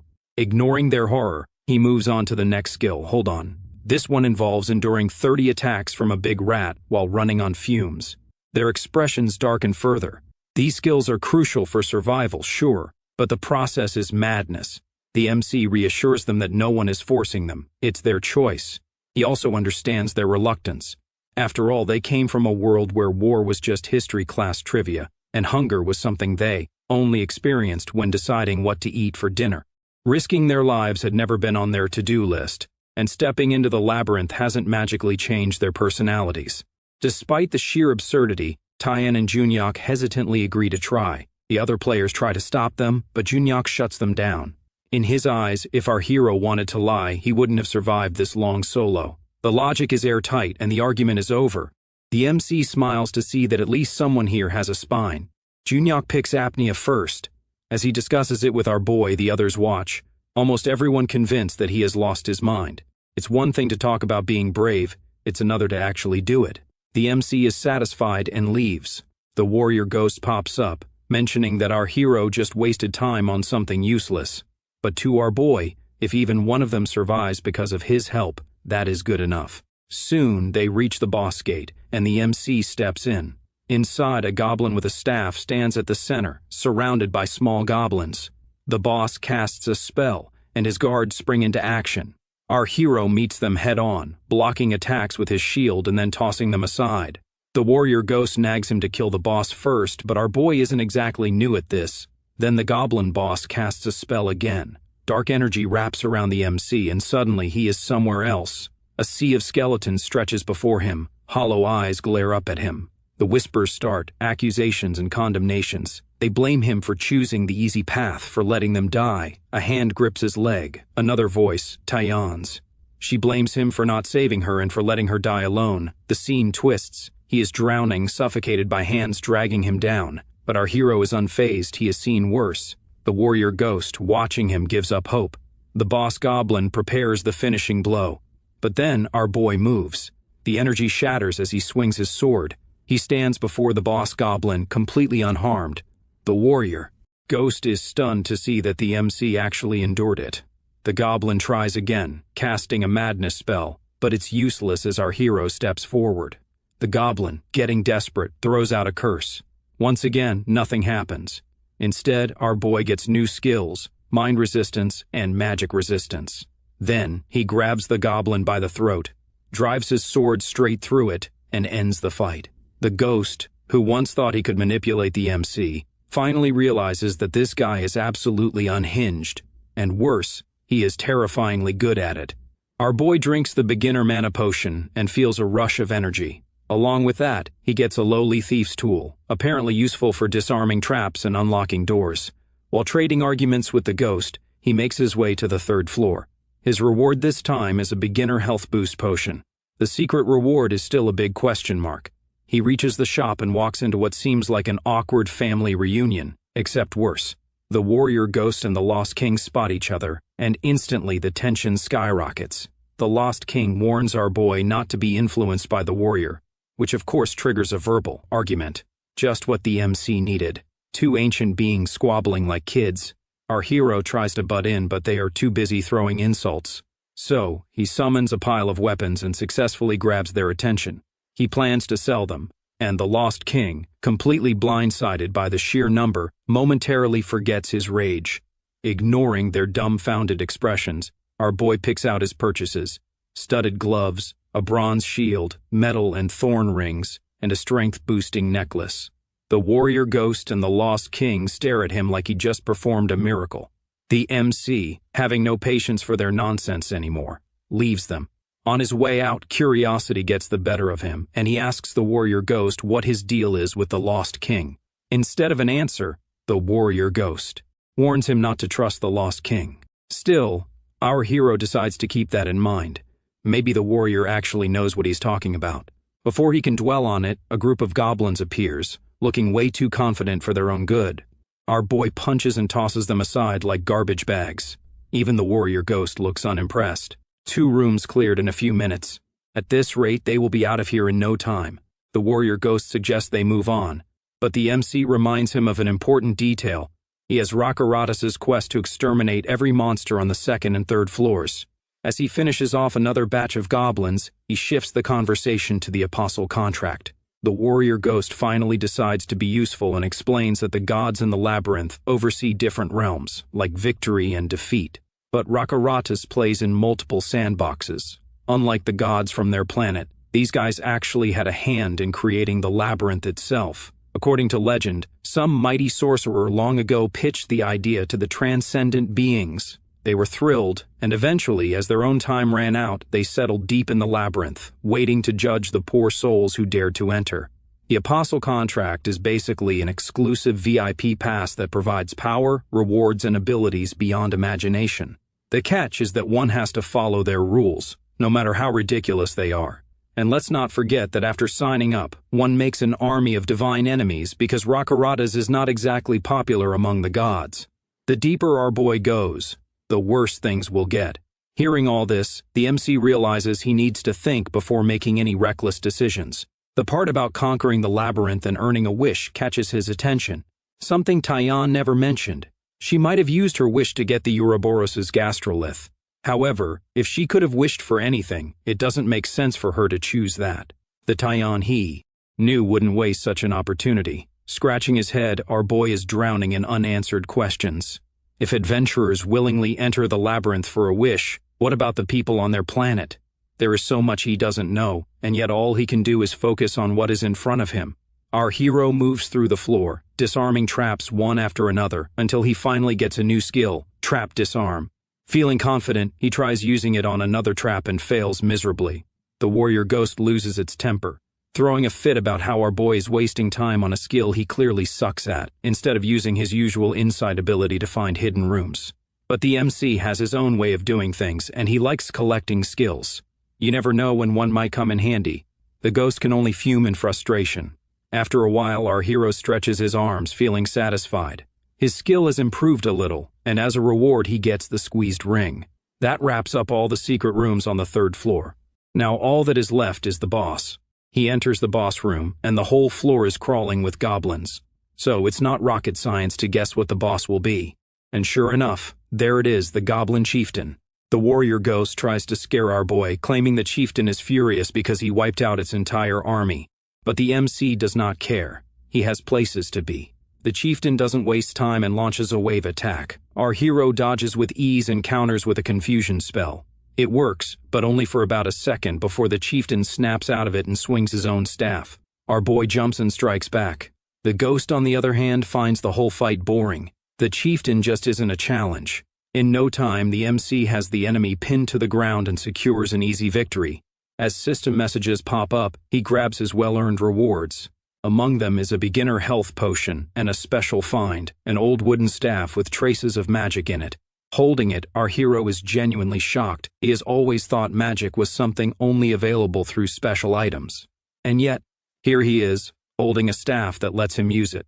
Even Taion wasn't able to cast spells without a staff. The warrior ghost explains that magic can be learned in two ways, either by figuring it out on your own or by learning from someone else. The first option is out of the question, but the second has a small chance. Our boy thinks about NPCs. Actual trainers only exist in alone mode, but if one has been hidden away somewhere even Taion doesn't know about, it would explain why no one else has discovered magic yet. Either way, that is a problem for later. Before heading to the 4th floor, he needs to wrap up a quest and check in with Rakuratas. Looking over his rewards, he sees level ups, an increase in soul attack, and a 3rd floor clearance prize. But there is nothing for discovering a secret room, which means there is still something hidden. He asks the warrior ghost, but even it is clueless. Checking the whole floor again is too much of a hassle, so he is about to drop it until he notices something strange. The figures on the walls are all staring at one particular spot. Suspicious, he walks over and uses his trap disarm skill. The wall collapses, revealing another hidden chamber. Inside, he finds something new, a named monster. The goblin Lord Hanga stands before him. This is his first time seeing a lord, a creature that has basically broken all limits of its species and powered up beyond normal standards. Hanga pulls out his sword and shows no real anger toward the MC. To him, this is just part of his job. He has been given the role of a monster, and our hero is just the next guy to fight him. The goblin swings his sword, destroying a nearby pillar. He then makes his grand declaration that he is here to kill our boy. The MC barely manages to save himself using his deflect skill, but Hanga doesn't believe in giving breaks. He swings his sword again, very much aiming to turn our hero into a fine mist. Our boy charges forward, and their blades clash. The sheer force behind Hanga's strikes is ridiculous, but the MC holds on just as he dares to think he might be handling this. Another devastating swing comes his way, forcing him to leap back like his life depends on it. Realistically, his strength is good enough for the 50th floor if this were easy mode. But here, the power difference is laughable. Even the warrior ghost looks worried. Hanga moves in for another attack, and our hero desperately looks for a plan. His opponent wields a massive greatsword, which means a close-range fight could actually work in our boy's favor. He rushes in, thinking he has outsmarted the guy, only to realize the Lord had the same brilliant idea. Hanga twists his sword at the last second, completely shutting down the MC's approach. Thankfully, our hero reacts just in time and activates his deflect skill again. But then the Lord unleashes a power strike, and this time our boy isn't fast enough. The hit lands like a truck, he receives massive damage, and his movement slows for the next few seconds. He cannot even retreat. All he can do is hold on and pray. His vision blurs, making dodging a total guessing game. With no other choice, he activates his counter skill, using the Lord's own strength against him. 5 seconds in, the MC starts losing balance and barely keeps himself from toppling over. He keeps using deflect to fend off the Lord's relentless strikes, but the damage keeps piling up. Just when it feels like he is about to be turned into a fine paste, the 10 seconds finally end. He quickly jumps behind the Lord's seat, catching a brief moment of relief. The warrior ghost checks on him and suggests something sensible, like running for his life and coming back stronger. But our hero refuses because common sense is for quitters.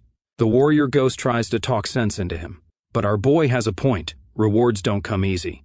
If he moves to the next floor without clearing this one properly, his rewards will drop to 1/5 of their original value, and the special prize will vanish completely. He forces himself back to his feet despite the warrior ghost's exasperated sigh. But the MC doesn't care. Everything he has done has led up to this. He didn't push himself this far just to chicken out. He came here to win, not just survive. Every decision he made was a calculated risk to maximize his success.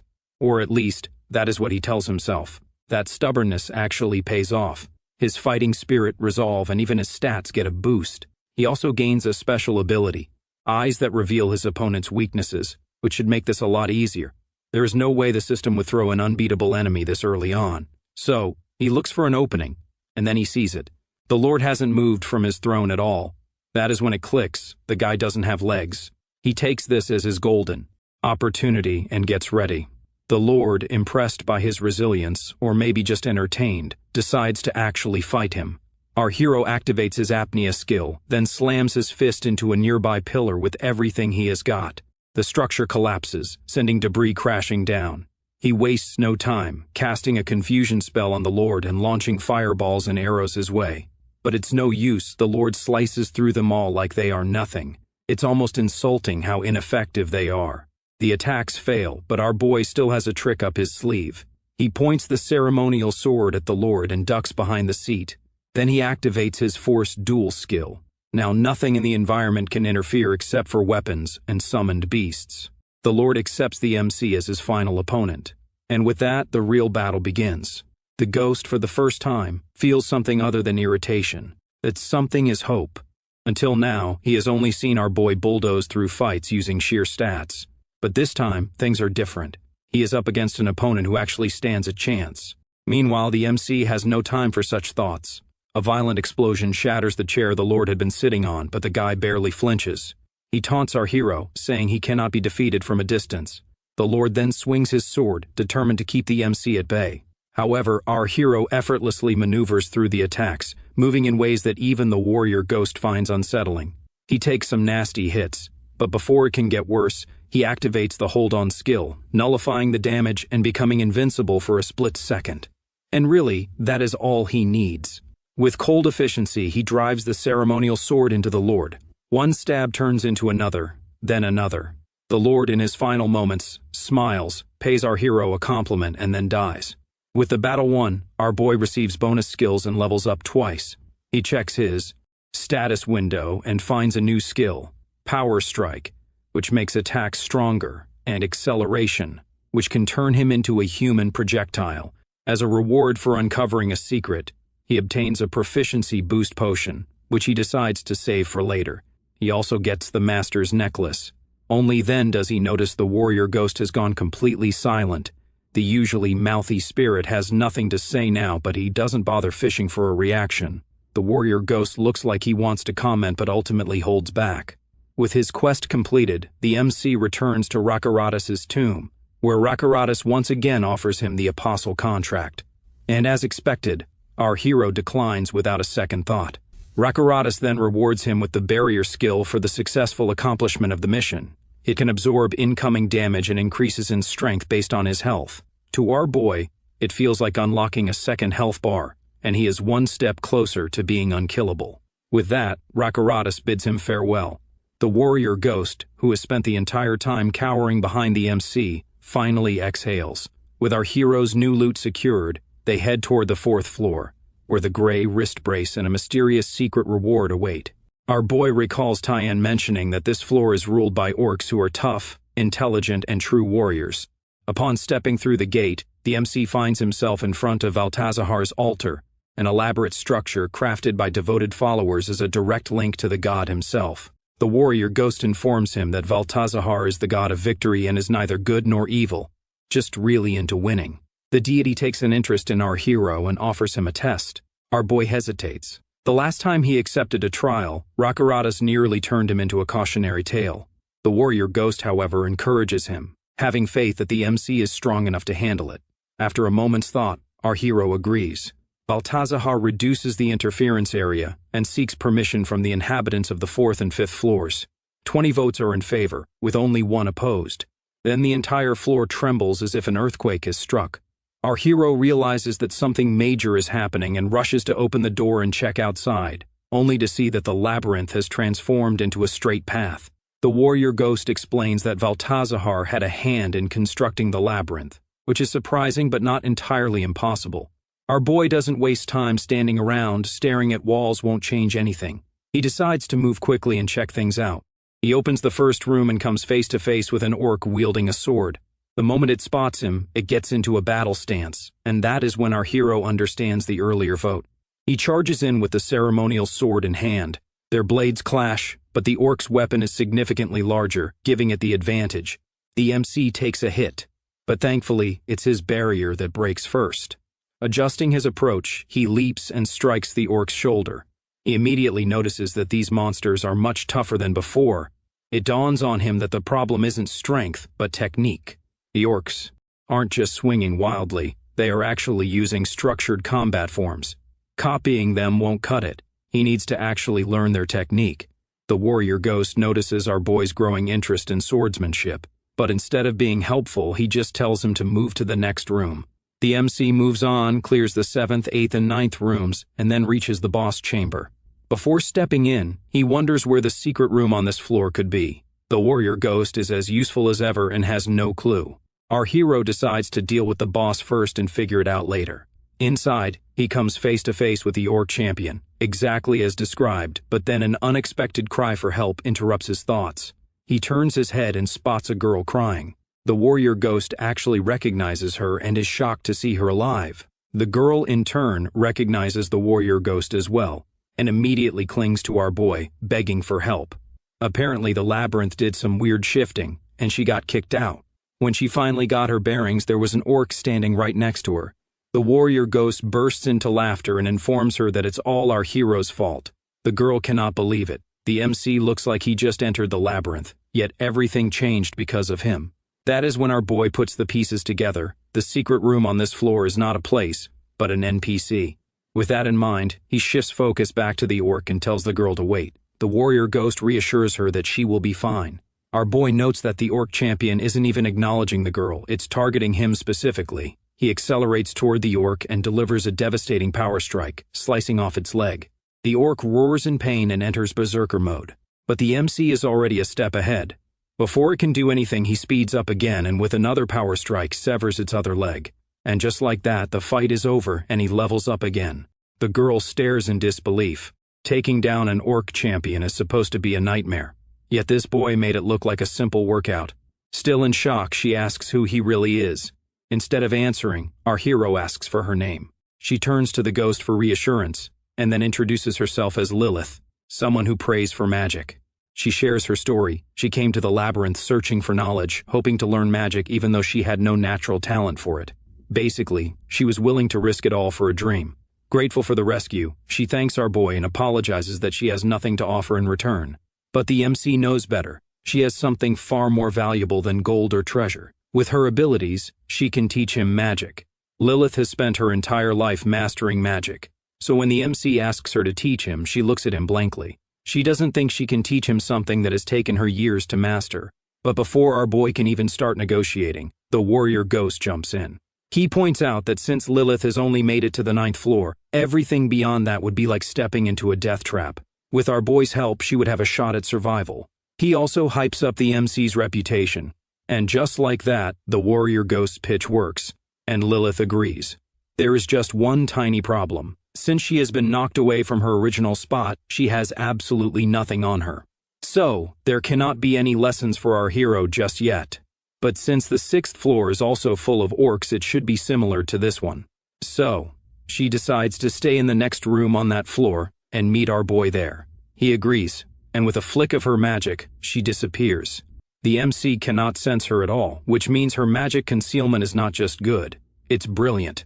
He then turns to the warrior ghost and asks why he is suddenly acting like a decent person. The warrior responds by yelling at him for complaining. But our hero has noticed a shift in the ghost's attitude ever since he took down the Lord. He just doesn't get why. The warrior ghost gives some vague excuse about seeing our boy's potential and something about atonement. The MC lets it go and decides to eat. He also checks the community board simultaneously. Junyok and Taeyeon have finally cleared the 1st floor, and they are also the only ones actually trying to learn new skills. He then moves on to sorting through his secret rewards, a gray wrist brace for defense, an engraved spell scroll that can enhance an item's magic, and his luckiest find, Lilith. Apparently, just stumbling across her counts as uncovering the floor's secret, which means bonus loot for him. He uses the scroll on his ceremonial sword. It boosts attack power and grants him health regeneration with every successful kill. Plus, his attacks now have a chance to send enemies flying. Satisfied, he turns his attention to the 5th floor, where the base reward is a fancy sword and an unknown secret prize. At the shop, he plans to offload some loot, but gets distracted by a small bottle tucked among the other items. He asks to take a closer look. The bottle contains powder of blessing, supposedly made from fairy wing dust and rumored to bring good luck. The Lost King, however, is not buying into the marketing. One person bathed in it for good fortune and promptly slipped on their own bad luck, while another used it on a weapon, and all it did was make it shinier. Our hero turns to the warrior ghost for insight, but he is just as useless. That is fine, as our boy already knows the truth. In his past life, people spent a fortune on this stuff before realizing it does absolutely nothing. But he has figured out otherwise. The powder has a subtle but powerful effect. It can slightly alter probability. So, he buys all 3 bottles in stock. As he leaves, he checks his system window and sees that Valtazahar is pleased with his performance and wants to reward him. He takes it as the god's cryptic way of telling him to clear the 5th floor. The warrior ghost points out that the gods are actually adjusting their interference zones just to keep an eye on our hero. Apparently, that is a big deal since they rarely do that, even for their most devoted followers. But our boy couldn't care less. He is not here to impress the god. He is here to grind for loot and level up. He reaches the 5th floor's first room and runs into an orc champion. He launches into battle, using power strike and rapid attacks to wear it down. He stabs it multiple times with the ceremonial sword, and after a few more hits, the monster finally crumples. Victorious, he feels a surge of excitement. Stronger monsters mean better rewards, and he is just getting started. Our boy has started to feel the heat as he clears the 5th room. The monsters are getting tougher, pushing him to his limits, but the thought of what lies ahead keeps him going. After all, once he conquers this floor, he will not only get some nice rewards, but also finally learn magic. He turns to the warrior ghost and asks about his encounter with Lilith. The ghost shares that she had been in the labyrinth since his first arrival, which was over a century ago. Just like our hero, the warrior ghost had once saved her from an orc. But unlike him, Lilith never made it past the 10th floor. For 100 years she had been stuck, unable to grasp even the most basic magic. She entered this place with dreams of becoming an all-powerful mage. Instead, without a shred of talent, she got a century-long lesson in disappointment. The warrior had helped her out of pity, assuming she wouldn't last long. Yet somehow she is still here. Hearing this, the MC realizes this place actually houses a handful of NPCs. Nearby, a door creaks open, and a few small rocks roll inside. A goblin spots them and follows the trail out. Waiting right beside the door is Tyan. The moment the goblin steps out, she expertly covers its mouth and drives her blade into its side. It struggles but ultimately dies. She successfully lures them out and eliminates them one by one. On the community board, Junyak praises her clean execution. Meanwhile, he stands before Rakaratus' altar, recalling our boy's warning not to choose this god, and wisely listens. At the same time, an easy mode player, Kang Junhyuk, starts venting on the community board.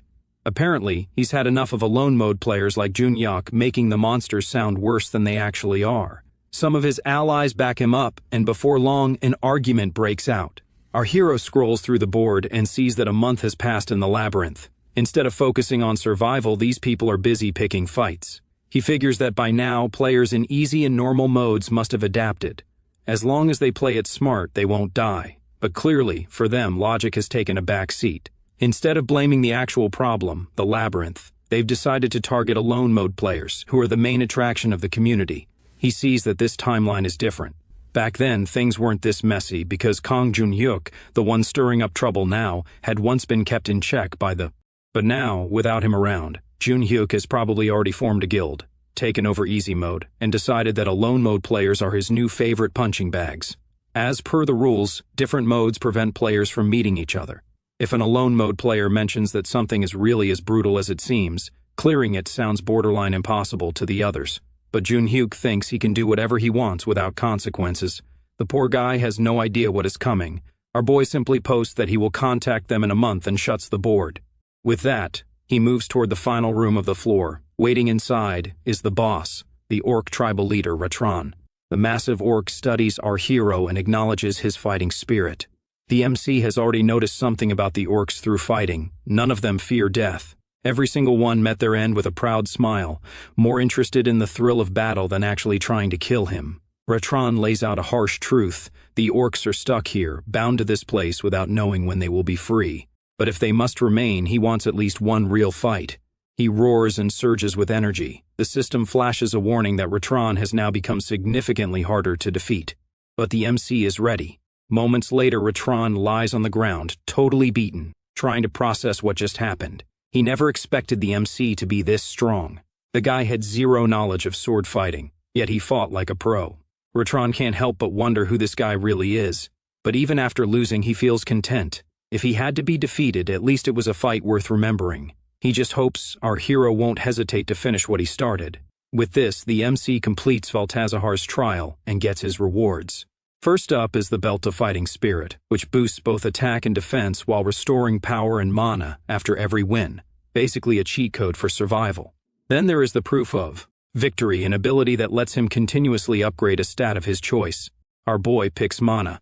Valtazahar then offers an apostle contract, and our hero turns it down without a second thought. Moving on, he collects more prizes. For clearing the floor, he gets the brilliant ornamental sword. For the secret room, he receives the Blade of Self-Harm, a weapon that drains his power but lets him store it for later. He decides to test it out, slashing his forearm and watching his strength drop. He'll save it for emergencies. His final reward is the Dark Robe, a cloak that grants a brief moment of invisibility. He puts it on, disappears for a second, and then reappears. As he moves forward, the warrior ghost takes notice of the dual swords in his hands and mentions that his own technique follows the same path. He shares that he created and perfected a swordsmanship style based on the Kabard Empire's great swordsmanship, earning the title of Swordmaster along the way. The MC naturally wants to learn it, but the warrior ghost thinks that at our boy's current level, it would be the fastest way to get himself killed. Instead, he challenges him to get stronger first, go deeper into the labyrinth, and prove himself. Then they will talk. With that in mind, our hero reaches the 6th floor, where the engraved spell scroll is the reward. He remembers Tyon mentioning this floor was a nightmare because of the swamp. The worst part is that the monsters move freely while players slog through the mud. Predictably, a lizard man charges at him. The MC sets it on fire with his staff. As he clears the swamp, his insight skill improves. When another lizardman lunges at him, he kicks it down. Upon killing it, his mana increases again. After dealing with the others, he pushes ahead. Then he notices a single brick sticking out from a wall. He pushes it back in. Stairs appear, and Lilith is waiting for him at the top, looking way too pleased with herself. Inside, she perches on the stairs, like some all-knowing sage. While the MC kneels before her, she clearly enjoys this moment of superiority, but thankfully moves on to the actual explanation. Magic, according to her, isn't something you just pick up. It has to be given or earned. That is why it allows for ridiculous feats like creating fire, slicing through space, or even bending time. And of course, that is why mages are such a big deal. She then demands that our boy address her formally, since he is now her disciple. He agrees without hesitation, obviously. If calling her teacher is the price for learning magic, so be it. She demonstrates a simple fire spell, but to our hero, it just looks like an everyday flame. Apparently, that is normal for people from worlds without magic. As for actually learning it, she explains that it's straightforward. Just form a contract with the god of magic. Except, according to the warrior ghost, these gods don't just hand out contracts. Lilith only got one because she was a complete fanatic.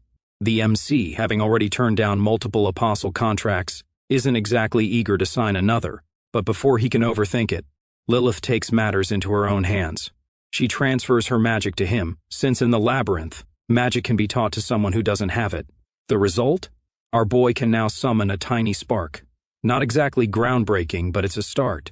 He also gains 2 new abilities, Magic Granting and Magic Extraction. Now, as he watches Lilith's magic, he sees it in a completely new way. He never noticed anything like this in his past life. Meanwhile, Lilith is excited, ready to turn him into a proper mage. She explains the easiest way to learn magic is by extracting it from magical items like staffs or enchanted tools. Lucky for our boy, he already has some.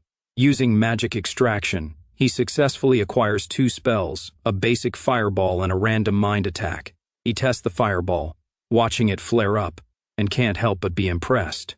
Lilith then explains another method, learning directly from someone who knows the spell or offering a tribute to a god. Unfortunately, only apostles can do that, and our hero isn't on any divine very important person list. But Lilith has a workaround. She can make the tribute, learn the spell, and then pass it on to him. All he has to do is provide the tribute she needs. The MC agrees, and Lilith gets all excited. Our boy then asks if she can teach him an invisibility spell, but she immediately shuts him down. Apparently, she didn't actually learn her magic, she just received it, which means she cannot hand it out like free samples. To pass it on, she needs to offer another tribute to the god of magic and get permission first. In short, if our hero wants magic, he needs to hand over tributes twice, one for the god and one for Lilith. On top of that, the tribute must be weapons or equipment with real value. The MC dumps a pile of items in front of her, expecting at least one to be good enough, but Lilith is unimpressed. The gods don't care for quantity, they want quality. Finally, he shows her the master's necklace, and she calls it worth a basic spell. So our boy pulls out the ceremonial sword, but Lilith warns him about the potential disaster of taking gods so lightly. Then he presents an old wooden staff, and finally, Lilith approves. Our hero hands it over to her. Lilith asks what magic he wants. The options are fireball, which he already has, ice arrows, which is the same thing but colder, basic detection, which is basically a monster radar, veil of cover, which can turn him into a blur, and food production, which creates water and porridge that, according to Lilith, tastes like sadness. The MC picks food production. The warrior ghost, who knows the horrors of goblin meat, could not be prouder of his decision. Lilith starts casting the spell, and a powerful gaze falls upon our boy. Surprisingly, the god of magic grants permission without making a fuss. Lilith is stunned because, as far as she knows, this god is usually a picky control freak. Even the warrior ghost had to jump through hoops to get magic, but apparently, our hero just exists and gods love him. With that settled, the MC decides he will come back later with better tributes to learn more magic. Afterward, he moves on, now effortlessly roasting monsters with fireball magic. The warrior ghost suggests he just keep going and hand over tributes to Lilith if he finds anything worthy. But our boy is focused on his status window. His barrier has grown significantly, which is great, but the warrior ghost is less interested in stats and more interested in moving forward. Then, for reasons beyond mortal understanding, our hero starts taking off his armor, then his pants. The warrior ghost immediately spirals into panic mode. But before the ghost can lose what is left of his sanity, the MC calmly puts his pants back on, followed by his shirt. The warrior ghost, however, is already spiritually traumatized and is unable to comprehend whatever just happened. Our boy just wants him to watch. A lizardman hiding behind a tree sees our hero standing there, seemingly defenseless, and takes this as its golden opportunity. It rushes in, only to get grabbed mid-attack. The hit still lands, but it barely does anything. As a result, the MC gains a new skill, Solidify, and because he did not actually lose any health from that first attack, he gets another skill, First Attack Nullification. The lizardman charges again. Our boy activates his new skill, grabs the creature by the neck, and throws it away, finishing it off. Our hero remembers his previous life's battle with S-rank monsters, especially the Attack Nullification skill. Unlike blocking or dodging, this ability just erases the attack from existence, leaving the opponent completely dumbfounded. The warrior ghost knows exactly what kind of suffering the MC just went through to acquire it. Now, our hero uses the blade of self-harm and restores his barrier. The Solidify skill he picked up a few moments ago cuts an incoming attack's damage in half, but of course, that is not enough for him. He wants more nullification skills. The warrior ghost is worried, and for good reason. Our hero already took a beating to earn the first one, and his barrier is barely clinging to life at just above 30. If he takes 2 more hits, it's game over. But our boy is not concerned at all. He has got the Powder of Blessing, which is his cheat code. He covers himself in all 3 bottles and steps into the next room. The moment he enters, a lizardman spots him and charges to stab him. The MC activates his first nullification skill, making the attack disappear like it never existed. The lizardman tries again. This time our hero dodges, but he still takes some damage.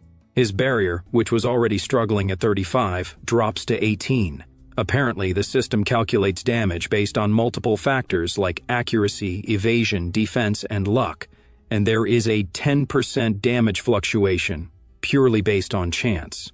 So, if an attack should deal 30 damage, the final number could be anywhere from 27 to 33, decided entirely by fate.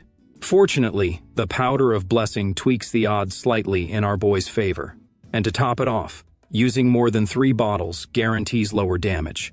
The lizardman attacks again, and our hero's barrier finally shatters, but that is exactly what he wanted. In exchange for losing his shield, he successfully acquires his second nullification skill. Now that he has got what he came for, he finishes off the lizardman and launches it into the sky like he is punting a football. Not wasting time, he moves on and swiftly takes down another lizardman by stabbing it straight through the heart, which is its weak spot. And just like that, he gets another skill, weak spot attack. With most of the floor cleared, he decides to take a break before the boss fight. He sits down and eats what can only be described as the blandest excuse for food ever. It tastes like flavorless porridge, but it's still fuel. While eating, he asks the warrior ghost about the random mind attack, and whether he can stack its effects. The ghost explains that the spell needs to finish its effect before it can be used again. Our boy recalls a conversation with Lilith where he learned that magic skills count as abilities in the labyrinth. So he tries to reshape a fireball into an arrow, but it fails spectacularly. The warrior ghost watches as the MC struggles with what is obviously high-tier magic. Still, our hero refuses to give up. He forms 3 fireballs and tosses them into the distance to start a fire. This sparks an idea. If he can acquire new skills by replicating certain effects, maybe magic works the same way. He puts his theory to the test. He knows he cannot merge fireballs while holding them, but something clicks when he throws one away. The moment it leaves his hand, its energy feels different. He decides to test it further, drinks a mana potion, creates another fireball, and fires it in the same direction. Then he jumps after it, creates another, and merges the two. Recalling his conversation with Lilith, he repeats the process, jumping, forming another fireball, and fusing it into the growing mass of flames. Again and again, he refines the technique until finally, the massive burning sphere slams into the wall, and just like that, he unlocks Burning Ball. The MC faces off against the Lizardman champion, the 6th floor boss. He hurls a burning ball at it, but the Lizardman champion blocks the attack. Our boy decides to switch things up and hits it with despair and madness spells, followed by another burning ball. The poor creature gets bombarded with helplessness and confusion. Even the warrior ghost pities the Lizardman champion's tragic fate. But pity doesn't save lives, and soon enough, the Lizardman champion gives up on existence and keels over. As a reward, our hero gets an engraved spell scroll. The secret reward, however, is a little more exciting. It's the Cold-Hearted Staff, which reduces mana costs per spell cast. A solid item, but he tosses it into his inventory for later. Along with these, he also receives the Champion Necklace. But after one glance, he realizes his current Lord's Necklace is still superior.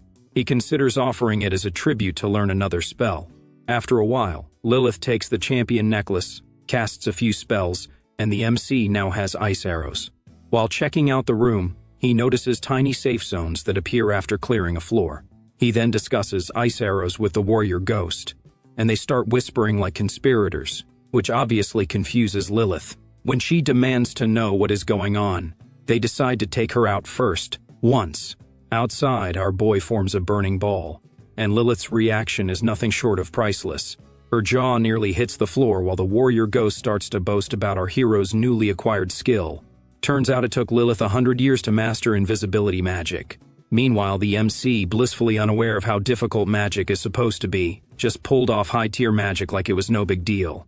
Lilith, of course, does not take this well. She goes on a rant about how magic tiers are vastly different, and that beginner-tier magic and above require actual fusion, unlike basic spells that can just be slapped onto a staff. Somewhere along the way, she collapses dramatically and whines about how unfair the world is. She wants to know how he learned it so effortlessly, but to our hero, it's not even a big deal.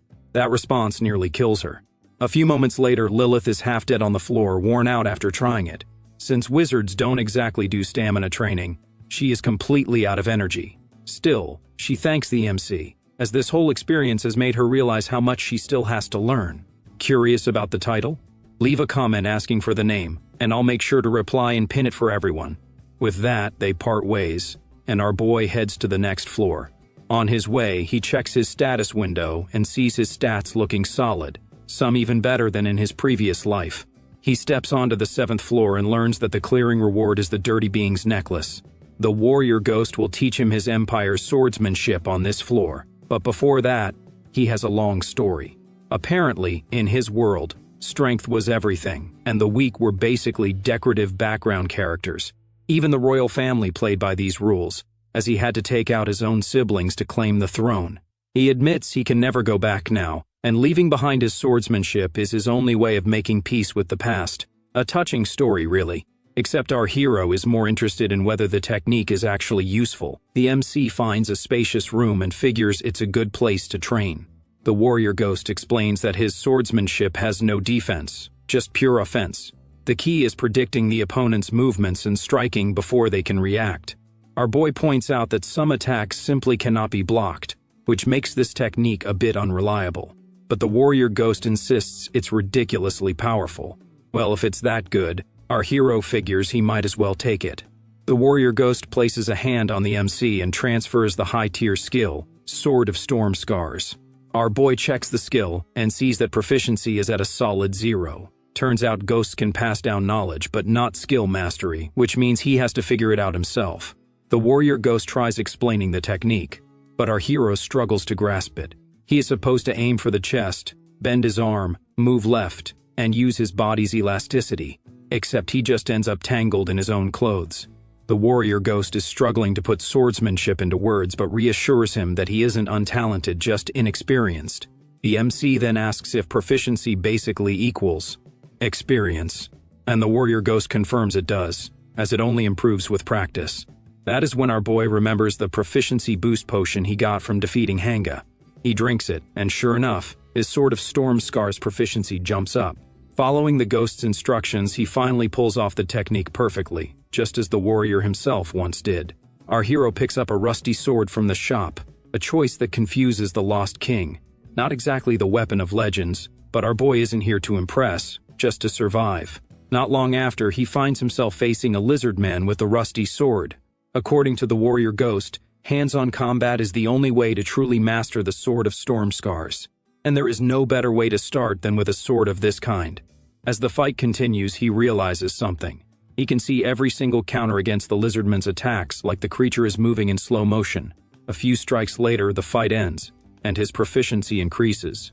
The warrior ghost tells him to move his wrist more, as apparently he has been too stiff. Our hero makes the adjustment, and just like that, his fights start ending faster. Following the warrior ghost's instructions, he challenges another lizardman. One fight turns into another, and before he knows it, night falls. He lies down to sleep, much to the warrior ghost's disbelief. Our boy's routine is downright insane. Half the day fighting, 6 hours perfecting his swordplay, and the rest is just enough sleep to not drop dead. But for the MC, this is paradise compared to aimlessly wandering around in a strange world. The warrior ghost, however, is convinced that this guy is absolutely nuts. 3 days pass, and our hero's skill sharpens to the point where he can predict an opponent's moves with ease. But something still feels off. Before he can think further, another lizardman appears. Instead of overthinking, he does what he does best: fight. He listens to the warrior ghost's instructions, takes slow, deliberate steps, clears his mind, and moves instinctively. As he strikes, illusionary wolves suddenly appear and pounce on the lizardman. The lizardman doesn't stand a chance, and with the fight over, his proficiency jumps. The warrior ghost explains that this technique is called Wolf Fang, and is the first form of the Sword of Storm Scars. However, he doesn't get the MC's hopes up. There are other techniques, but he won't be learning them by chopping down these weaklings. Even if they make it to the 10th floor, the ghost doubts he will be able to teach our hero the second sword. Still, he acknowledges the progress, as our boy now holds a high-tier skill with just over 10% proficiency. Meanwhile, on the other side, Tyan is suffering through a meal of goblin meat. It's as disgusting as it sounds, but her wallet isn't exactly overflowing, and shop food costs a fortune. She chews through it miserably, all while dreaming of pizza, street food, and literally anything that doesn't taste like garbage. Honestly, she just wants to go home. Then the system bombards her with notifications. A special mission pops up stating that everyone will return to their worlds in a week, but they need to survive first if they want to come back to the labyrinth. Performance-based rewards are included, and declining is not an option. She immediately brings it up on the community board, where Junyok and others join the discussion. Junyok, however, isn't buying into the excitement. While the others celebrate, he reminds them of one small, easily forgettable detail. They were thrown into the labyrinth in the first place, because their world was already swarming with monsters. Silence follows, and suddenly this whole return home thing doesn't seem as comforting as it did a few seconds ago. The MC keeps an eye on the ongoing discussions about the latest mission while picking up beginner-level frost arrow magic. The warrior ghost notices his distracted behavior and grows curious about the community board drama. Our boy, however, just wants him to wait for the grand reveal. Right now, his priority is clearing the labyrinth fast. He storms through the secret room on the 7th floor. The treasure chest inside rewards him with a dexterity rune, which instantly boosts his dexterity. Moving on, he slays the elite lizardman, the floor's boss, and collects his well-earned prizes.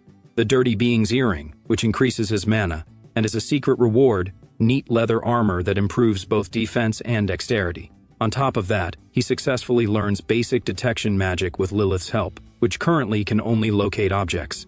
Despite the smooth progress, our hero keeps stealing glances at the community board, which confuses the warrior ghost. Turns out he is on the lookout for Jungyuk, the very professional troublemaker who thrives on insulting others. Given the unexpected turn of events, the MC is sure the guy must be in panic mode, and honestly, that is going to be fun to watch. Before that, though, he reaches the 8th floor, which offers Marn's rune as the standard reward. The moment he steps in, a bird-like monster called Marconda appears. Our boy jumps and skewers it mid-air. He finds these creatures easy to handle. After all, they run purely on instinct. There is no need for him to waste fancy sword techniques on them. The warrior ghost remarks that swordsmanship was designed for human fights, not beast hunting. Taking this as a perfect excuse to test his magic, our hero starts torching the creatures with burning balls of fire. Eventually, he stumbles upon Oman's altar.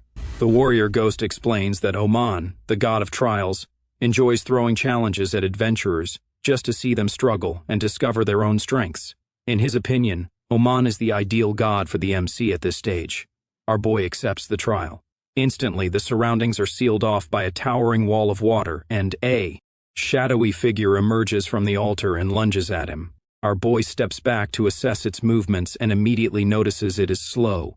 With a single swing of his rusty sword, he takes it down and gets a dexterity boost. The next shadow is faster, but still not fast enough. Another easy kill, and another free strength increase.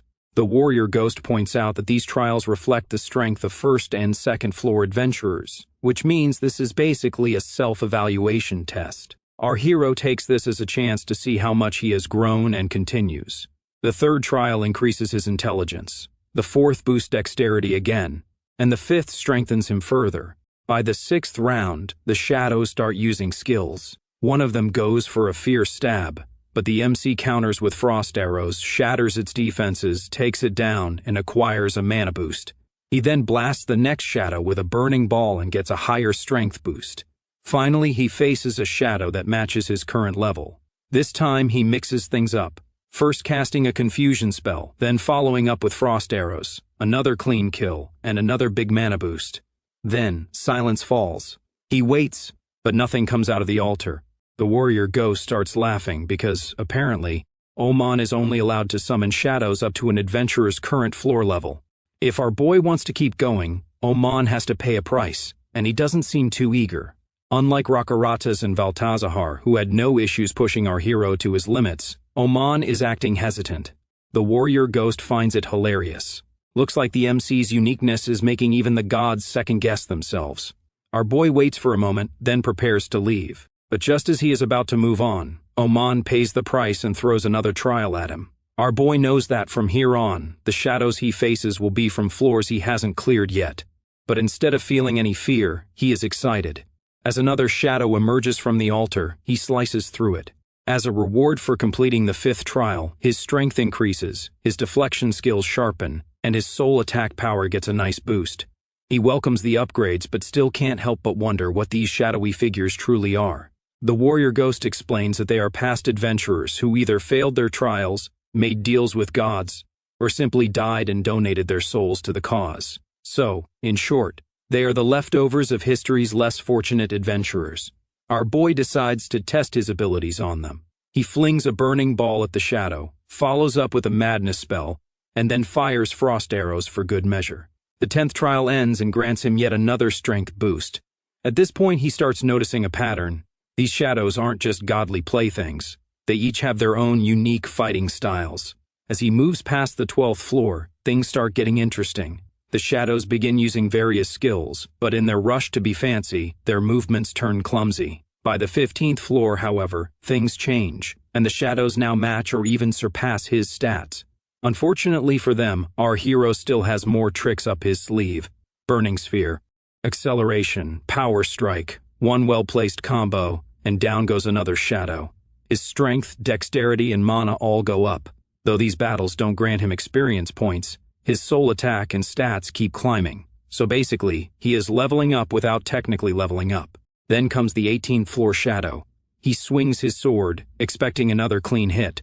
But the Shadow has other ideas. It grabs him and drives a blade into his back. Thankfully, the MC had activated first attack nullification beforehand, turning the tables and finishing it off. Then comes the next problem, a massive Shadow wielding a battle axe.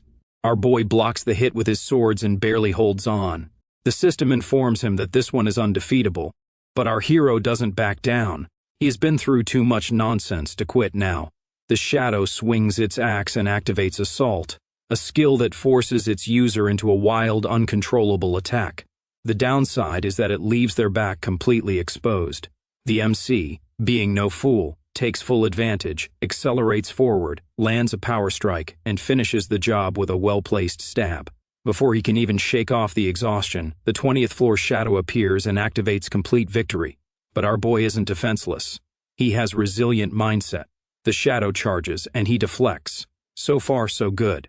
Until the thing punches him hard. He tries a madness spell, but the Shadow shrugs it off like it's nothing and knocks him to the ground. Injured but not out, our hero cloaks himself in his dark robe, disappears from sight, then reappears behind the Shadow and ends the fight in one clean strike. With the 20th trial cleared, his stats receive another boost along with his soul attack power. He is officially stronger than before. But before he can even hold up his exhausted body, another Shadow steps out from the altar. Our boy takes one look at it, raises his hands, and surrenders. Oman, watching over the trial, ends it and falls. Silent. Our hero checks his status window and sees solid stats, as expected. The warrior ghost beside him, however, cannot believe that an 8th floor adventurer, our boy, cleared the 20th floor. Oman, on the other hand, rewards the MC with the Ring of Proof. As a bonus for surviving the trial, our hero also gets the Proof of Limit. Oman then, like every other god before him, offers him an apostle contract, and like every other time before, our boy declines. Oman obviously doesn't take the rejection well and splashes our hero with water.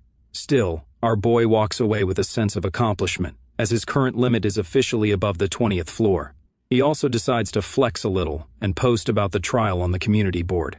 After that, he clears the secret room and gets the sturdy ankle brace. Then he comes across the 8th floor boss, Marconda Ludia. With his boosted stats and newly gained soul attack, the MC absolutely demolishes it. The warrior ghost, watching his progress, can see the power level skyrocketing. As the reward for the floor, our hero receives Marneus's rune, which lets him infuse an attribute into a weapon. And as a secret reward, he gains Touch of Exploitation, a skill that lets him steal a portion of his enemy's health when he deals damage. With 4 days left before heading back to their planet, he enters the 9th floor and runs into hobgoblins. He can see that these little green pests are unexpectedly strong, stronger than a lizard man. The warrior ghost mentions that their leader must have trained them. Upon hearing that, a certain name clicks in our boy's mind, Hanga, the former goblin lord. If he is out of the picture, then the new goblin lord must be behind this, and is definitely waiting somewhere ahead. Fast forward to 3 days before departure, and the MC is now staring down the hobgoblin chieftain. He throws on his dark robe, swiftly ends the fight, and moves on. With a bit of trap disarming, he finds another secret room, and comes face to face with the goblin lord Rutlaw.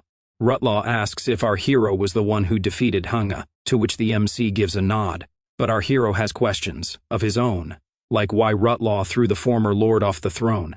Turns out Rutlaw is all about legacy. He wants to be remembered as a lord, not just another goblin who got stomped on. With that, their fight begins. It doesn't take long for Rutlaw to realize the brutal truth.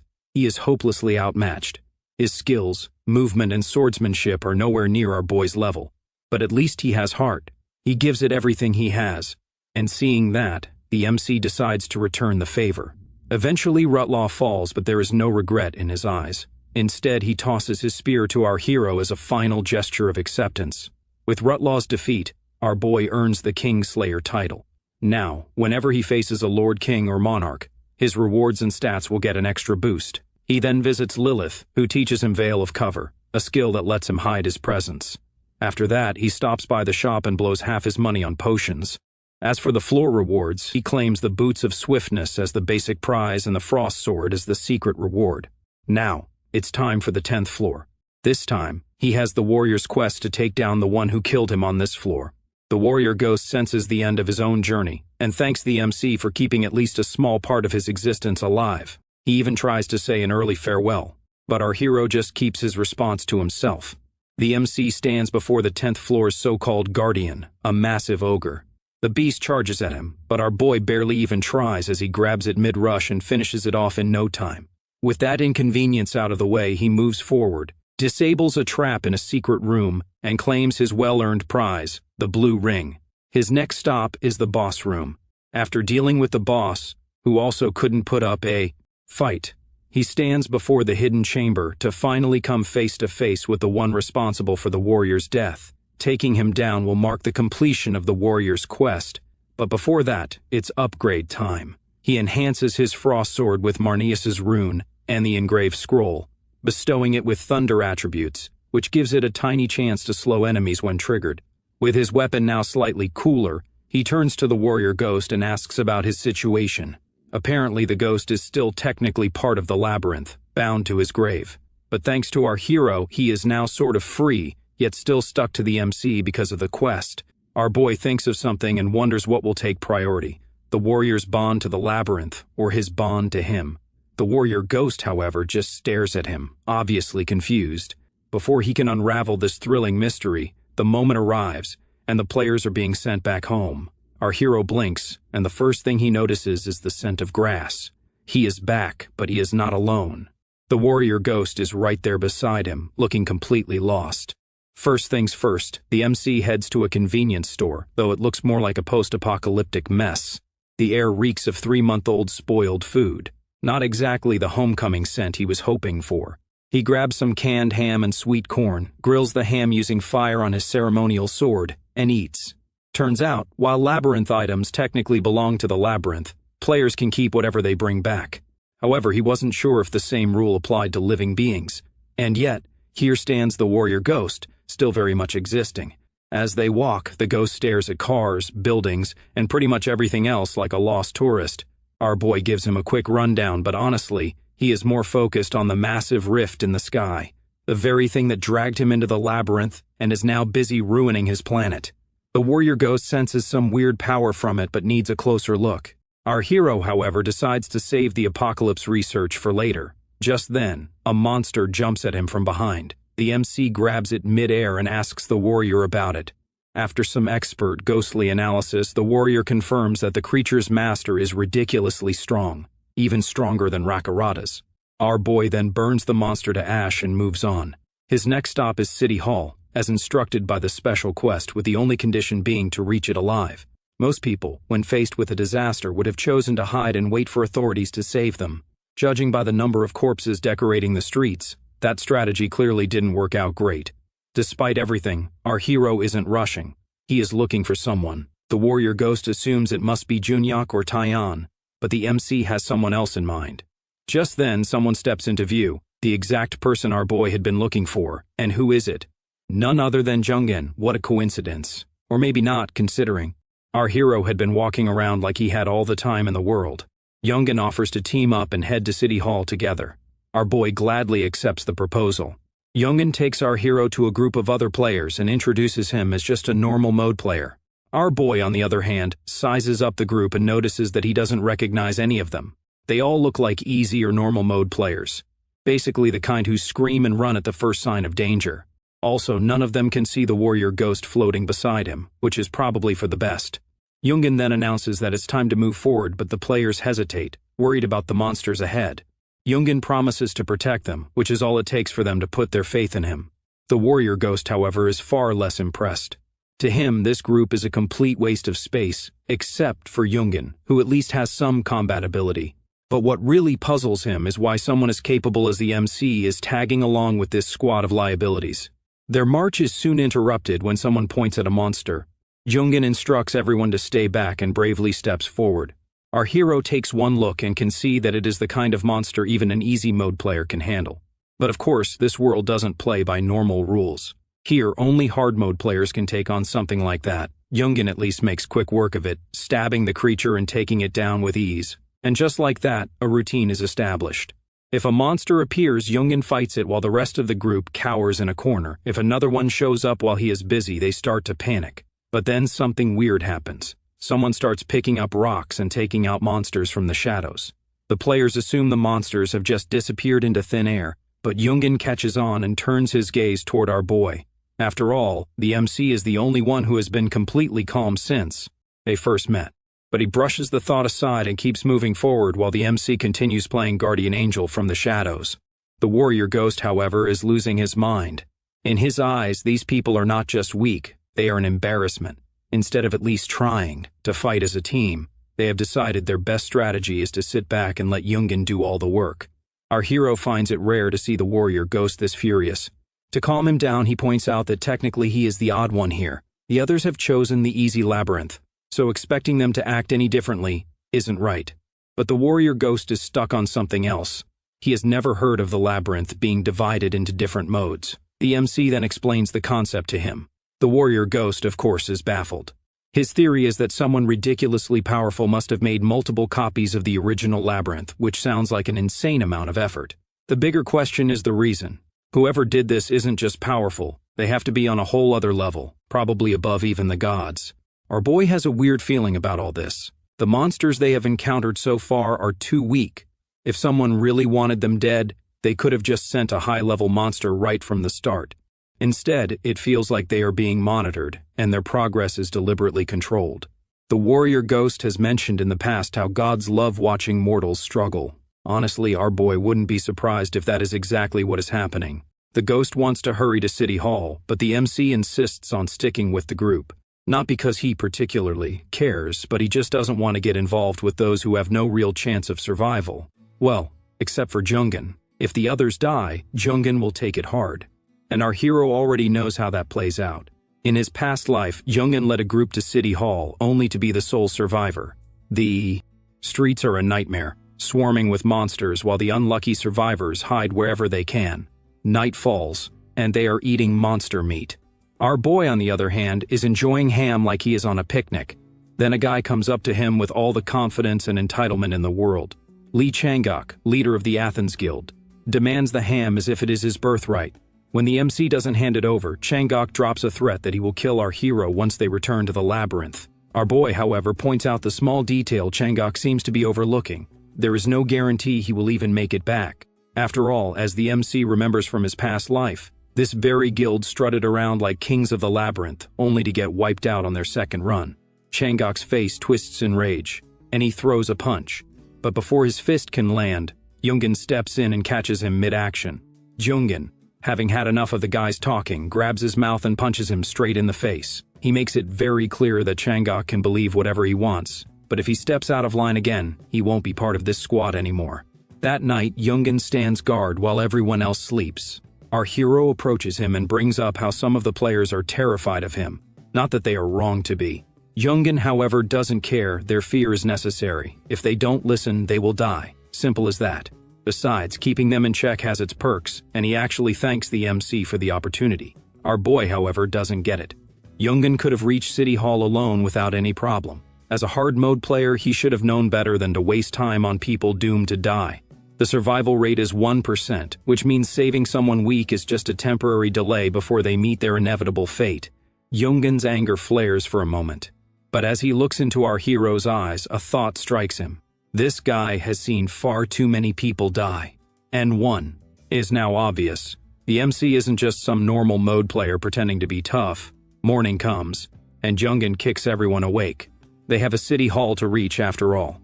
But in their grand survival plan, two minor details have somehow slipped their minds.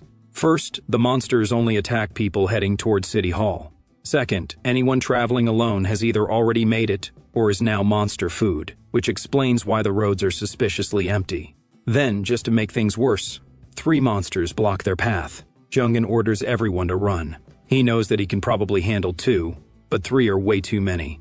Just as they start to bolt, a monster goes for a kid, and Youngen does what he always does. He throws himself in harm's way. City Hall is so close he can practically taste it, but there is no time for that. Using apnea, he engages the monsters, then tosses powder of calm to create a barrier. Just as he turns to check on the others, his stomach drops as he sees that they have stopped. More monsters have arrived, surrounding them completely.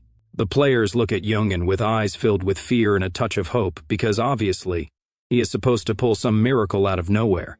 But the problem is that he has nothing left. No items, no tricks, and no clever escape plan. He can fight, sure, but he won't win. Running away is an option, and a very tempting one. He could still get out of this alive, but they trusted him. They followed him. If he abandons them now, there would be no point in saving them in the first place. For the first time, Jungen finds himself completely stuck. He has no idea what to do. He is a good guy, kind, decent, the type to help others. But let's be real, he's not that good. He isn't about to throw his life away for anyone. Just as he hesitates, the MC steps forward and asks if he is really going to run away. Jungen takes it as mockery, but our boy makes it clear that he isn't judging. He is just curious about what Jungen has done in the past. Tears well up in Jungen's eyes. He doesn't want to run away, but he doesn't have any other choice. If only he were stronger, maybe he could actually do something other than stand there and look conflicted. Before he can drown further in self-pity, a monster lunges at him from behind. The MC handles it in half a second, cutting it down with his frost sword. More monsters charge, but our boy burns them all to ash. He then orders everyone to keep moving toward City Hall. After what feels like an eternity, they finally arrive. Some kids even find their parents, which makes the whole trip at least somewhat worth it. Somehow word spreads that Jungen was the one protecting everyone, and when he tries to clear up the misunderstanding, our hero shuts him up. The players head inside, and while the place looks packed, it is painfully obvious that compared to the number of people who should have been here, not many actually made it. Later, as the MC rests, Jungen approaches him, holding out a bottle of water like some kind of offering. He figured out the MC's identity from the community board, the very same guy who helped him learn so much. Now he is here to be all heartfelt and thankful. Our boy redirects the gratitude right back at him, but Jungen isn't having it. He is determined to follow our hero's lead, ready to be his loyal sidekick or something. But the MC chucks the water bottle at his face and makes it clear that he doesn't need an emotional support follower. Just then, a girl arrives. Kim Huan, a hard mode player looking for Jungen. She has come to update him on the situation, but is now staring at our hero. The MC recognizes her instantly. In his past life, they crossed paths plenty of times. She has always been strict, disciplined, and a little too obsessed with rules. Now she is leading the hard mode players. She gets straight to the point. Out of everyone gathered, only about 1,000 can actually fight, and most of them are easy or normal mode players, so they don't exactly have an elite army. To make matters worse, they are running low on food and shelter, and no one has any clue what kind of nightmare quest is coming next. So, they need a leader. Originally, Huan planned to take charge, but then Lee Changok, the guy who can't even handle a basic monster, decides he should be in charge instead. His grand achievement is whining that they are looking down on easy mode players and taking hostages. The captives, Taeyeon and Junhyuk, aren't exactly weak, so our boy predicts there has to be another reason they let themselves get caught. Huan wants to wait and see how things play out before making a move. Our hero, however, has no patience for that nonsense. She reminds him that violence isn't an option, but he isn't particularly interested in rules right now. The world is already in ruins. Why should he start caring about protocol now? Huan, still the same as ever, stands firm. She has always been the type to cling to order, even when it makes no sense. Even at the end of her last life, she stuck to her rules and died trying to save someone else. She can sense that the MC isn't exactly on the same page, but since she sees him as just another Jungen, she figures she has a shot at stopping him. She goes for her sword, probably thinking she can at least slow him down. But before she can even react, our boy knocks her down. Jungen, bless his heart, tries to question our hero, but the MC is already moving. He has more important things to do, like dealing with Lee Changok, the self-proclaimed leader. Changok was having a productive day blackmailing some poor guy with his men under the pretext of collecting debts. That is when he happened to glance out the window and saw a monster. Later, inside the labyrinth, things took a turn for him. He was running for his life from a monster when some guy saved him.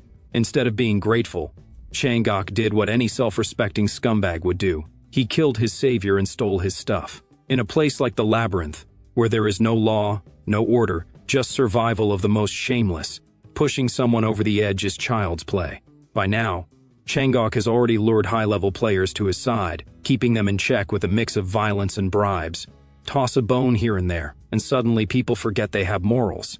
His next goal is total control of the labyrinth. He is lost in a rather grandiose fantasy about his future rule when Taiyan brings him back to reality. Honestly, things have been going well for him. He arrived right in front of City Hall with no monster encounters, no unnecessary struggles, just a straight ticket to the safe zone. Even those alone mode players he was so worried about turned out to be utter disappointments. Still, he did have a brief moment of panic when Taiyan and Junyak showed up, but he blackmailed them using another hostage and forced them to back off. Now feeling high and mighty again, he starts spouting nonsense about how weak alone mode players are. But then our boy shows up. Glass shatters as he enters, his presence alone making the room feel 10 degrees colder. The sheer intensity of his aura sends Changok's instincts into survival mode. He scrambles and raises his walkie-talkie, trying to play his last card with a threat that if the MC doesn't stop, he will order the hostages killed. Then Huan arrives, barely standing and supported by Yungan. She wants our hero to stop. Jungan, on the other hand, asks Changok what he wants. Changok, of course, takes this as his moment to shine.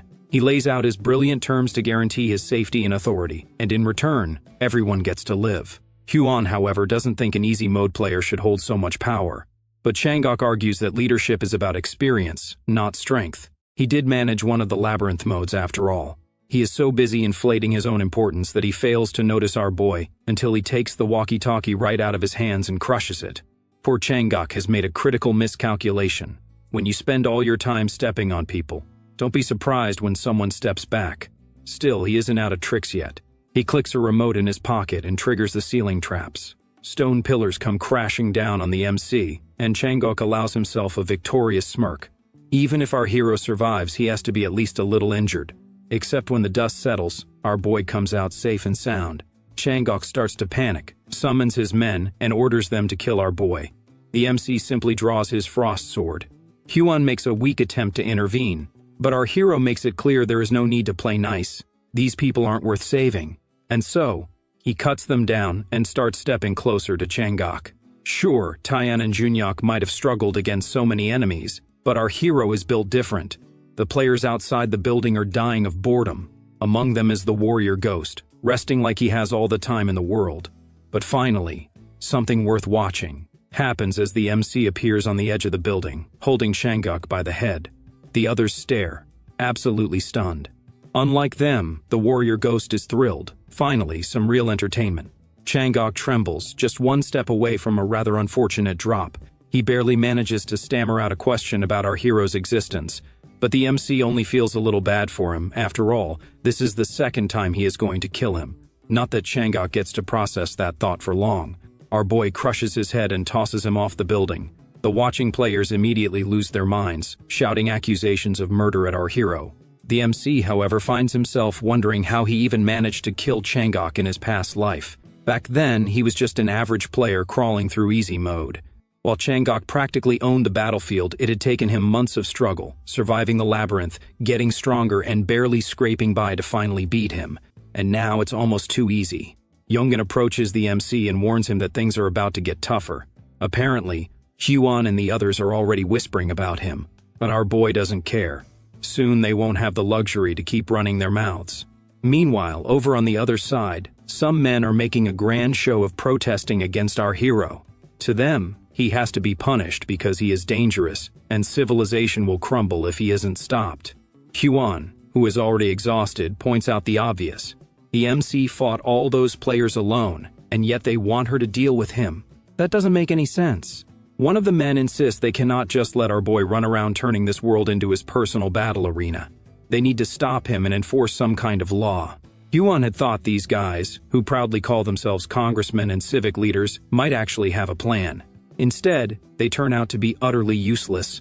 Worse, they haven't even stepped foot in the labyrinth. They are just mooching off their followers for food. She regrets ever asking for their input.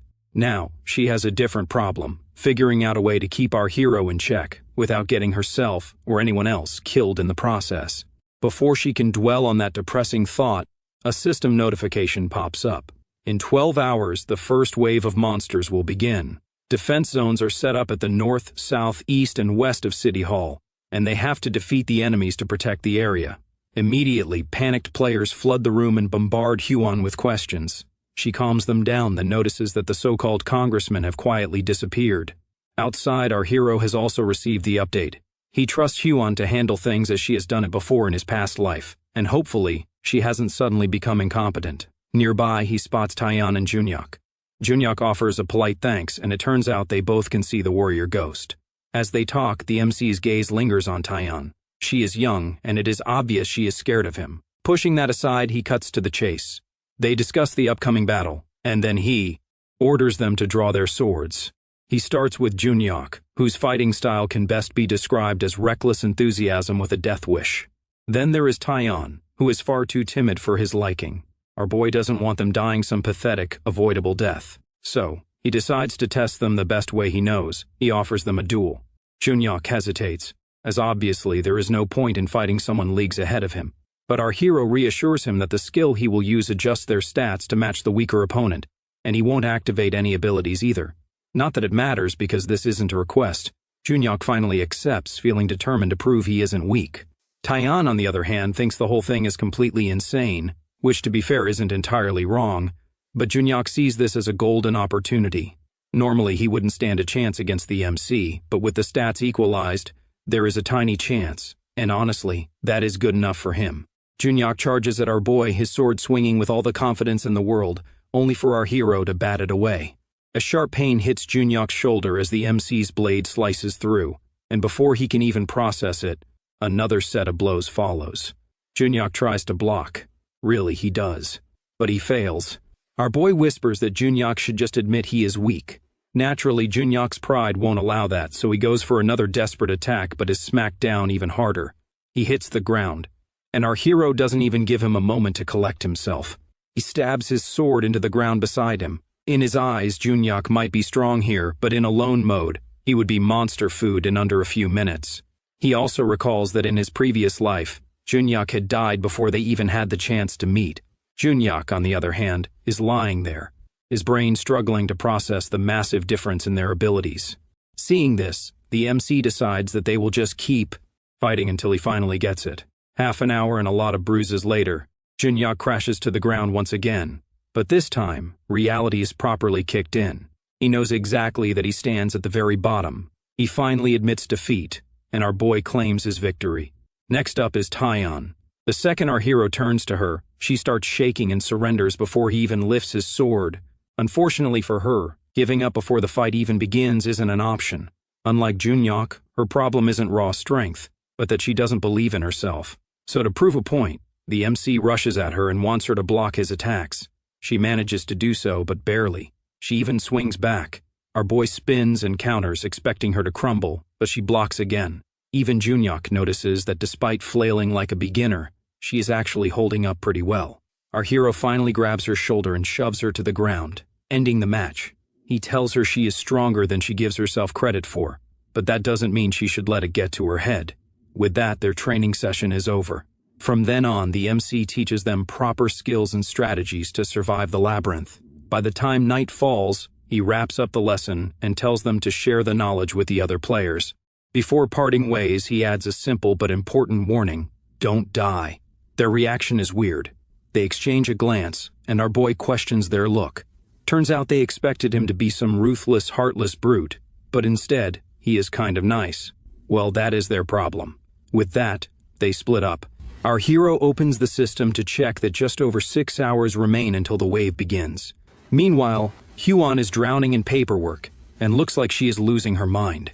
She nearly jumps out of her skin when the MC suddenly appears, having casually slipped in through the window like some kind of nighttime assassin. He asks for an update. Huan explains the plan since monsters will be attacking from all sides. She is splitting their forces accordingly. To make movement easier, she plans to send the players outside before the battle begins. Not everyone was on board with that, though. Some outright refused to fight, and she barely managed to talk them into it. Our boy listens, then makes a request, which honestly seems more like a demand, to leave one entire side to him and move the players stationed there somewhere else. She agrees to do so and even offers her gratitude. He then leaves. Now, with only 30 minutes left until the first wave, the air is thick with tension. The players, most of whom were probably regretting all their life choices right about now, brace themselves for what's coming. At the south, Huan leads her group. At the west, Yungan commands his forces. At the east, Taiyan and Junyok stand ready. And at the north, completely and utterly alone, our hero waits. The fight finally begins. A barrier seals off the entire city hall, and within seconds, monsters come pouring in. At the southern part, upon seeing that, players scatter and start running for their lives. But before they can even think about escaping, another barrier traps them inside. Huan tries to keep everyone together so they won't panic. But with the monsters closing in, she has no choice but to focus on the fight. A player, Zhang Junyong, is frozen in place, shaking as a monster lunges at him. The thing strikes, and he braces for death. But as he opens his eyes, he finds the monster dead and Huan's blade sticking out of its body. She wants him and the others to get a grip and fight. That is when the players finally notice that the system is rewarding them based on their performance. This piques their interest as they realize they can actually profit from this, and their fear turns into motivation. They start fighting back, and Huan finally breathes a little easier. Meanwhile, over on the east side, Taiyan and Junyok are slicing through monsters. The others marvel at their strength, but the two know better. Compared to our hero, they might as well be waving toy swords.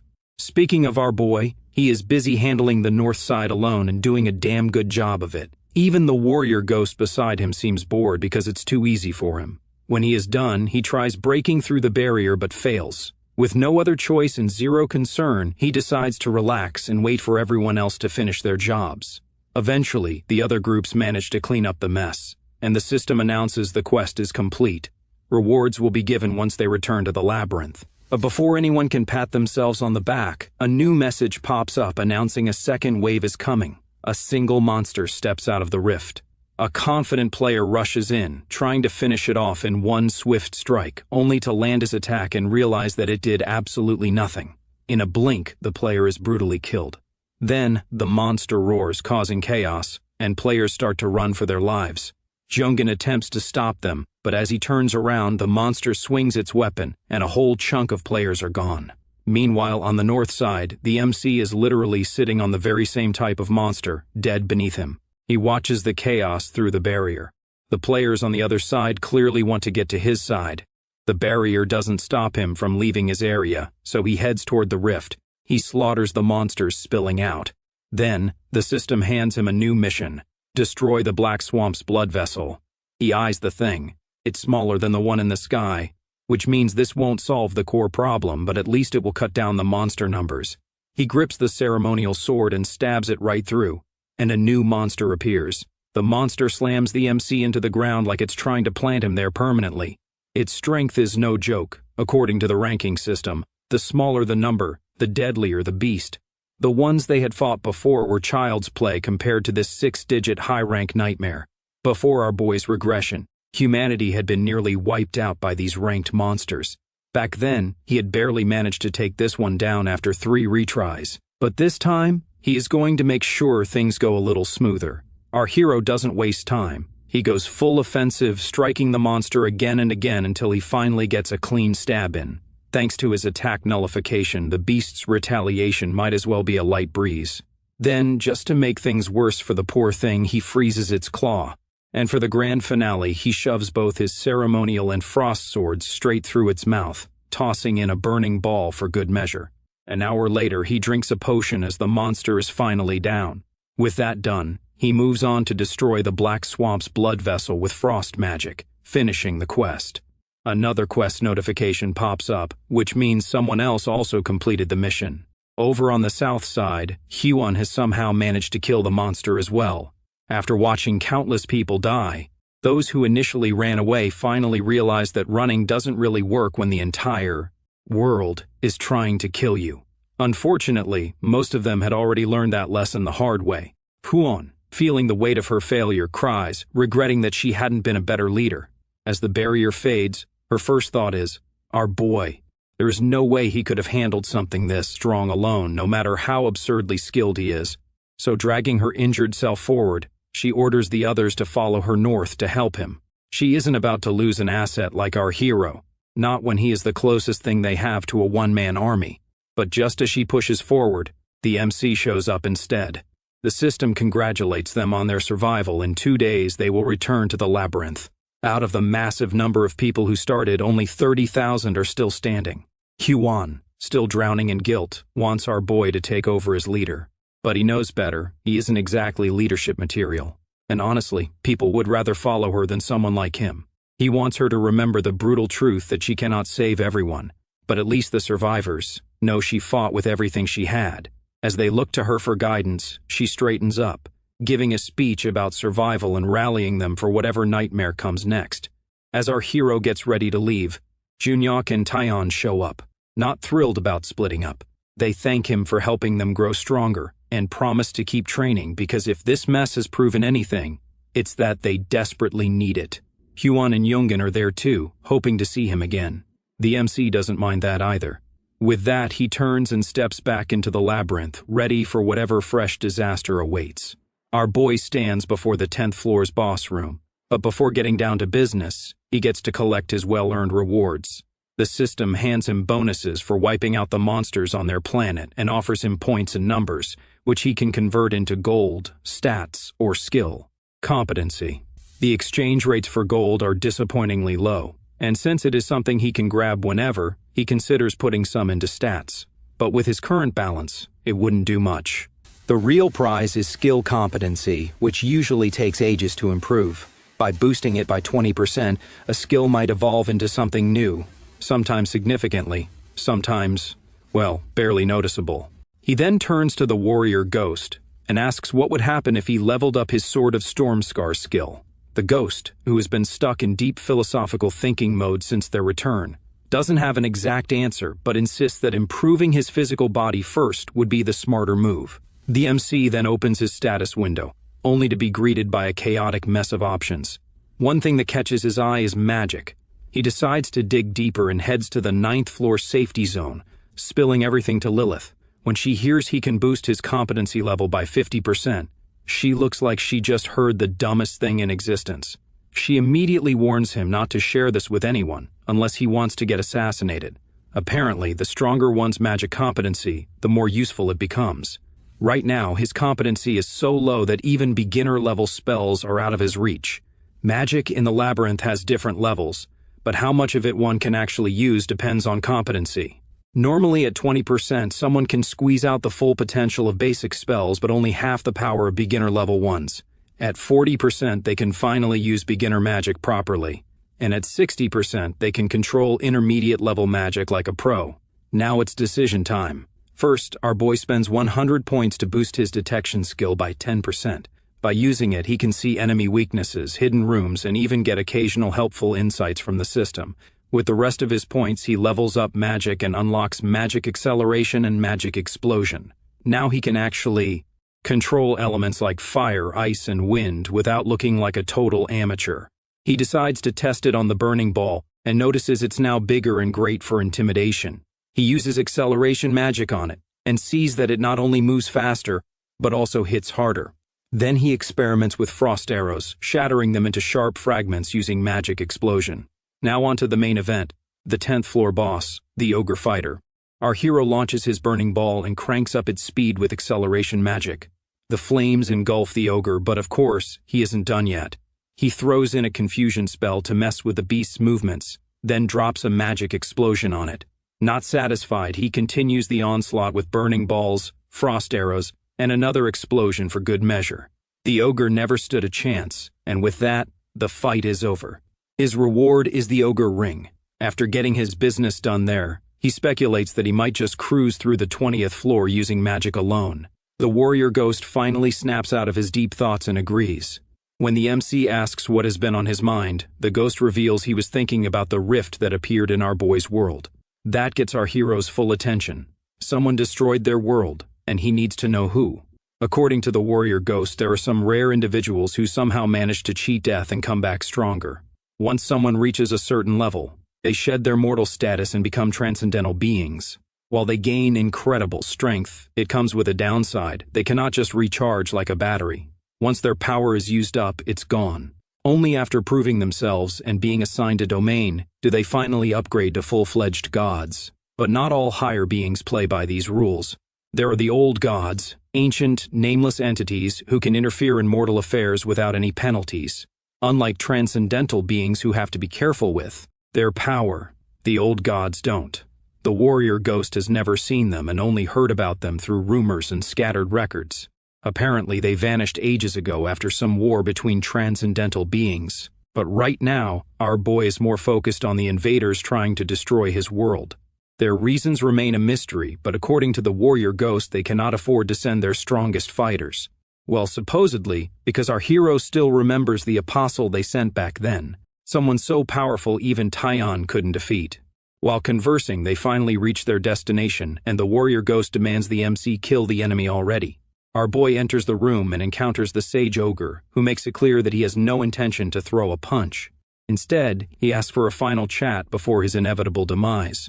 Surprisingly, the warrior ghost doesn't throw a tantrum and just tells the ogre to do whatever. That alone is enough to shock the ogre. He remembers the warrior as reckless, arrogant, and not exactly the listening type. The sage ogre talks about how the gods and adventurers once hated the warrior because he was weak-hearted. Maybe that is why the warrior didn't kill him before, because he was the only one who ever let him speak. But in the end, that had been a mistake. The warrior was an adventurer and the ogre was a monster, and there was no deep, touching connection between them. The warrior ghost is about ready to explode, but our hero isn't attacking just yet. He is more interested in the ogre's weapon, and for good reason. This isn't some random piece of junk. The warrior ghost recognizes it as an offensive artifact, something so rare that even strong adventurers struggle to get their hands on it. And yet, here it is in the hands of a 10th floor monster. When asked about it, the ogre expertly dodges the question and steers the conversation elsewhere, talking about how much the warrior has changed. But then he drops the real bombshell. The weapon was given to him by the Guide of Sin with a task to kill the warrior. They even threatened the ogre's life, leaving him no choice but to accept. The warrior ghost is boiling with anger. The thought that his enemies were too afraid to face him directly and instead resorted to bribing monsters is insulting. The ogre, however, is done talking. He accepts his fate and is ready for whatever comes next. The MC doesn't hesitate. With one clean strike, it's over. The system acknowledges his victory, confirming that he has cleared the 10th floor, but along with that comes a disturbing message. Higher beings are watching him, some with curiosity, others with hostility. As a reward, our boy claims the ogre's weapon, Edge of Calamity. The warrior ghost isn't sure whether to be grateful or curse the ogre for it. But for now, he focuses on something else. As a proper reward, he gifts our hero Kabat's relic, a sword soaked in the blood of ancestors. The system describes its abilities as growing stronger against enemies of noble lineage, but the warrior ghost isn't satisfied. Learning the truth about his past only fuels his rage. He gives the MCA new mission: hunt down and eliminate everyone involved in his murder. Our boy, of course, accepts. Meanwhile, somewhere else, the Guide of Sin is already on the move, looking for more useful pawns. Half of the adventurers who gave up on conquering the labyrinth decided they weren't cut out for the whole fight to survive thing. Instead, they banded together and formed a group called the Guide of Sin. But instead of taking on the maze like proper adventurers, they chose the easy way out, becoming parasites. They set their own rules, limit how far others can go, and anyone who doesn't obey, well, let's just say they don't stick around long enough to complain. Our boy is busy doing what real adventurers do, kicking monster butt. He takes down the skeleton knight, the boss of the 11th floor, and gets his rewards: the bracelet of countermove, an ogre ring, which is basically just a fancy human bracelet, and a lion ring. According to the warrior ghost, the big shots of the Guide of Sin are hiding out in the deeper floors while their underlings are scattered around. Not that it matters to our hero, he has places to be. He steps onto the 12th floor and is immediately hit by a stench so bad he almost regrets coming down here. The theme of the labyrinth has changed because apparently every 10 floors things have to get worse. From here to the 20th floor, undead monsters are the main attraction, which explains the lovely aroma of rotting flesh filling the air. Not long after, he comes across the altar of Maria. Unlike Rakaratas, Maria's altar is so plain he wouldn't have even noticed it if not for the system update. The warrior ghost explains that Maria is the goddess of choice. However, he cannot spill any details about her test, as apparently the conditions for him and the MC are different. The only thing our boy really needs to know is that Maria is powerful, And like all powerful beings, she is totally unpredictable. As soon as he touches the altar, a quest pops. Maria wants to test him, and of course, she isn't about to go easy on him. She even offers an intensified version of the test. Our boy, being the MC, accepts without a second thought. Maria laughs and wants him to choose between fighting a lot of enemies or just a few. Our hero has no clue what the right answer is, but since Maria is the goddess of choice, it's pretty obvious she just wants him to, well, choose. The warrior ghost confirms it. Since there is no way of knowing which choice is better, he picks a small number of enemies. Maria isn't done messing with him yet. Next, she asks if he wants various types of enemies or just a few types. He goes with the latter. Eventually, though, she seems satisfied. Then, the real fun begins. The room expands, and before he can even think, monsters from every floor he has ever fought start pouring in. The rules are simple. He cannot leave, and if he does, he loses. The ogre rushes at him, and the MC activates apnea, ready to fight. This is a whole new kind of battle, one that forces him into a playstyle he absolutely hates. And that is when it hits him that Maria has set this up on purpose. She wants him to fight in the worst possible conditions to push him to his limits. Well, if that is what she wants, he would be happy to show her what he can do. He activates evidence of struggle, a skill that makes him stronger with every enemy he defeats. A giant orc charges at him, and he greets it with a powerful strike. But before he can celebrate, more monsters swarm him from behind. He grabs a snake-like creature and throws it straight into another monster, then finishes them both off with frost arrows. As the fight rages on, he barely has time to breathe. More enemies keep coming, and honestly, he is kind of enjoying himself. The MC finally cuts down most of the monsters, but exhaustion is written all over him. Just one more to go, the one in red armor, the Death Knight. Tyon had mentioned it was the boss of the 20th floor, but the fancy ornament hanging from its neck seems a little too extravagant for just another mindless monster. He wonders if, like the servant of Rakaratas, this one was once human. And to make things even better, there are 4 of them. He uses the Blade of Injury to recover some stamina. Not that it makes him feel any less like collapsing, but at least he is still standing. The knights come at him, and he dodges as much as possible. But it's a little hard to be untouchable when there are 4 armored freaks trying to turn you into mincemeat. He activates Forced Duel on one of them, thinking he can take it down quickly, except the knight just jumps back and completely ignores his efforts. He then fires off a burning ball and frost arrows, sending them straight at the knight at high speed, but the knight dodges them easily. Our hero realizes that brute force isn't going to cut it, so he changes tactics. If swords alone don't work and magic alone doesn't work, then it's time to mix things up. The knight rushes at him and grabs him, but the MC grabs it right back and slaps another Forced Duel onto it. Before the knight can react, he activates apnea, buries his sword deep into its neck, and finishes it off. Unfortunately, that little stunt drained the last of his stamina, and there are still 3 more of these guys left. He tries his best to keep moving while blocking, countering, dodging, and repeating the cycle. It's never-ending, and frankly, he would love to take a break, but that isn't an option. He shifts tactics again and activates Wolf Teeth, the first attack of the Sword of Storm Scars. Fire swirls around his blade, and his attacks rip through the knights like a wolf shredding its prey. Up until now, his movements had been clumsy and stiff, and he knows that isn't how this works. A blade should move smoothly, cutting down its target without losing its edge. He adjusts his technique and fights with more precision, and soon the remaining death. Knights crumble. The warrior ghost watching him looks like he just saw a miracle. Our boy has instinctively learned the second technique of the Sword of Storm Scars. Notch. Unlike Wolf Teeth, which is all about overwhelming the enemy, Notch is sharp, minimal, and ruthlessly efficient. The MC isn't sure which one is stronger, but the contrast alone is enough to throw opponents off their game. Maria then interrupts him, ready to hand out rewards. She gives him a shape-transforming weapon and a skill called Freedom of Choice. Our boy knows what is coming next, an apostle contract, and rejects it immediately. Maria then presents him with an invitation instead. He hesitates, not quite understanding what is going on, but then the invitation gets accepted on its own. The next thing he knows, he and the warrior ghost are free-falling into some unknown pantheon's warmth.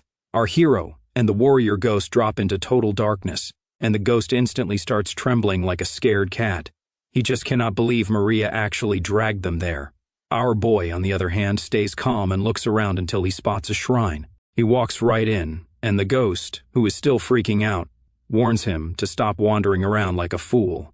But to the MC, that warning is useless. Maria invited him here, and he isn't about to ignore a personal summon. The hallway stretches endlessly, its floor covered in jewels that gleam like an extravagant field of flowers. The ceiling is so ridiculously high that our hero cannot even see where it ends. At last he arrives at his destination, Maria, the goddess of choice, and there she is, lying before him in an absurdly gigantic form, like some divine celebrity waiting to be admired. She watches him with an evaluating gaze, while the warrior ghost, for some reason, writhes in discomfort. Our boy, on the other hand, is unimpressed. She invited him here, and this is how she treats her guests? Maria smirks, and the warrior ghost thanks her for her mercy, probably out of fear. Ignoring him, she turns to the MC and introduces herself. She welcomes him to her shrine and explains that her role is to grant mortals another chance after they have repeatedly made terrible decisions. Even standing still, our hero can feel the sheer weight of her power pressing against him. She is on a completely different level, almost unfairly so. And as if that wasn't enough, there are apparently hundreds like her out there.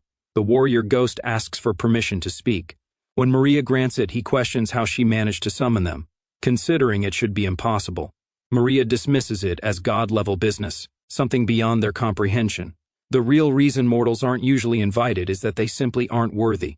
But our boy is the exception, the only one who survived her intensified test. The MC questions her reaction if he had cheated, but Maria's answer is blunt: she wouldn't like him. The warrior ghost had already pulled that stunt before, and it didn't end well for him. With that out of the way, Maria gets straight to the point. She wants the MC to be her apostle. The perks sound great, the power tempting, but our hero isn't interested. He declines politely, and luckily, she takes it well.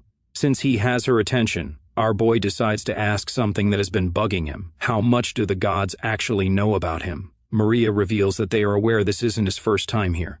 They also know about that handy little item, the Ureoro stone he used, courtesy of a vomiting snake. A tragic soul tricked into stepping into the wrong place. That is how she describes him. While her words don't make complete sense, one thing is clear. She knows more than she is letting on. Before he can press further, she once again brings up the apostle contract, offering more information in exchange. This time, he doesn't even bother responding. Maria takes his silence as an answer and decides it's time to wrap things up. She tells him to go back, grow stronger, and promises they will meet again. She then suddenly cuts the meeting short due to an annoying presence arriving. Before he fully returns, he catches a glimpse of someone, just a flicker of movement, and then he is back. Up until now, the MC had assumed his only goal was to raise his stats, to surpass Tyon, to surpass Enzar. But after coming face to face with the sheer power of the gods, he realizes something else.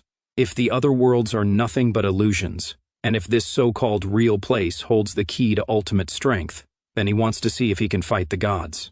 Our boy checks out his newly acquired shape-shifting weapon, which can switch between a dagger and a longsword. He also tests freedom of choice, a skill that lets him convert his stats into different forms. Just for fun, he converts some stamina with the protective shield, and finds it surprisingly useful. As he prepares to move on, his eyes land on Maria's gift, a so-called blessing from the goddess. But the problem is that for now, it does absolutely nothing. He asks the warrior ghost if he knows anything about it, but even he is clueless. So our hero saves it and continues forward. On the 12th floor, he faces the rotten ghoul, the floor boss. The fight is quick, almost too quick, and the reward is a pair of powerful gloves. Not bad, but there is a downside: regular monsters are now way too weak for him, which means he isn't getting any proper loot. Basically, he is too strong for his own good. But what can he do but just move on? The 13th floor greets him with a swarm of zombies. At this point, they might as well be walking sacks of experience points. He cuts through them effortlessly and barely breaks a sweat.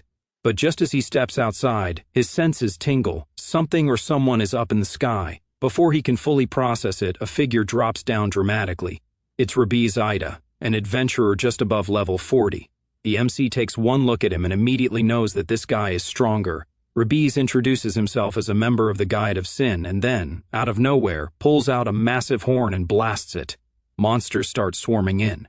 Turns out the guy just hates interruptions, so he decided to clear them out for our boy. As our hero watches Rabiz casually killing zombies, he cannot help but feel a bit annoyed. This was his fight after all. The warrior ghost, on the other hand, is outright fuming. He recognizes Rabiz, once a coward who shook in fear at the mere sight of him. But now the guy is walking around like he owns the place. The MC decides he has had enough and jumps in to reclaim his kills. Rabiz takes this as an opportunity to show off, but our boy isn't impressed. Rabiz then gets to the point and offers our hero a spot in the Guide of Sin. The warrior ghost wants our boy to decide solely for himself. Rabiz, meanwhile, starts going on about how breaking out of this labyrinth is a fool's dream. According to him, the gods are just toying with them, and the hidden rooms are filled with impossible obstacles. He even has the audacity to suggest that the warrior ghost died because of such challenges. The ghost shuts that down immediately. He wasn't defeated by some unbeatable puzzle. They killed him. Rabiz gets back to recruitment mode, talking about how the Guide of Sin was formed to ensure survival, maintain order, and grow stronger without dying in vain. But in order to join, our hero would have to cut ties with the warrior ghost because apparently he broke some sacred laws and tried to attack them. The MC has already heard rumors about how this group operates. Even gaining strength requires permission. Rabiz confirms it but insists it's for safety. But our boy knows better what is really going on. The Guide of Sin doesn't just recruit, they also make sure to eliminate anyone who refuses before they get too strong. And our hero isn't about to become just another name on their hit list. Rabiz throws a punch with all his confidence and fury, only for our hero to stop him. The MC dares him to try again, but Rabiz steps back, his brain scrambling. He had gone in with the intent to end this in one strike. Yet, here our boy is, perfectly fine. But whatever, he tells himself that our hero is just a 13th floor adventurer. No way this guy can actually beat him. So he tries again, and the MC blocks again. At this point, Rabiz is starting to feel like a complete idiot. His frustration barely has time to settle before our boy stabs him. It's not a deep wound, but it's enough to snap him out of his delusions. Our hero can see Rabiz has solid defense, but his movements are just sloppy. The warrior ghost, watching the fight, cannot help but add insult to injury. Apparently, Rabiz was never properly trained in martial arts and is only at the level of a third-rate mercenary. Worse, he never even got stronger in the labyrinth because he had nothing to offer. Rabiz is now boiling over. He decides that if the MC wants to be a jerk, he will just have to crush him with everything he has got. He launches a strong attack, but our boy counters it like it's nothing. Then comes another stab. Rabiz starts to panic. He knows he landed a kick earlier, and our boy should be hurt, but he is still standing, looking as unbothered as ever. Rabiz starts piecing things together. Maybe Anansar gave him some ridiculous skill. He demands answers, but our hero just rushes at him, telling him to figure it out himself. Rabiz barely manages to block with his bare hands and then backs away. He knows he has to put a stop to this before the MC completely overwhelms him. That is when he decides to use his trump card, the Gauntlet of Explosion. It's a powerful ability usable only once a month, and is capable of dealing 5 times his normal damage. This should turn the tables, except it doesn't. The moment he activates it, he realizes with horror that our hero just nullified his attack as if it was nothing. Rabiz's stomach drops as he realizes that this man is a monster. The warrior ghost takes the opportunity to remind him that he used to be strong when he was a 20th floor adventurer. But since he never actually fought real battles, he got lazy and weak. The MC presses him for answers. Rabiz hesitates. Obviously, he has no reason to talk if he is going to die anyway. But the warrior ghost reminds him of how much they can sacrifice for the transcendental beings. And suddenly, Rabiz's survival instincts kick in, and he agrees to talk. He admits he doesn't know exactly how many adventurers are in his group, but considering how many joined by the 20th floor, it's probably in the hundreds. He also explains the labyrinth structure. Every 10 floors mark a new tier. The deeper you go, the less likely you are to return, since that would apparently crush their dignity or something. Then comes the warning that no matter how strong our boy thinks he is, fighting an entire tier of adventurers is totally impossible. But our hero doesn't care about that at all. Rabiz recognizes it now. He used to be like our hero, growing stronger with each challenge. But the difference is that the MC never stopped improving. He starts to regret his choices. If only he had rejected the offer. If only he had fought with honor. But there is no time for regrets now. With one final merciless strike, our boy ends him. As Rabiz falls, something within our boy stirs. His spiritual power enchantment activates, and his stats start rising. The MC checks in with Junyak and Taeyan and finds out that they have made it to the 3rd floor. Junyak also updates him on the other players. Those in easy mode are having a rough time, probably because a lot of them didn't make it back alive. Meanwhile, normal mode players are still alive, just a bit more paranoid now. Over in hard mode, Jungen reports that most people survived the last mission, and our boy's appearance back then gave them a serious wake-up call. Now they are all busy training like their lives depend on it, because, well, they do. They are eager to show our hero how much stronger they have become the next time they meet. Junyok then mentions finding Valtazahar's altar on the 4th floor, and wonders if he should take the test. Taeyeon, on the other hand, has apparently found her courage and wants in as well.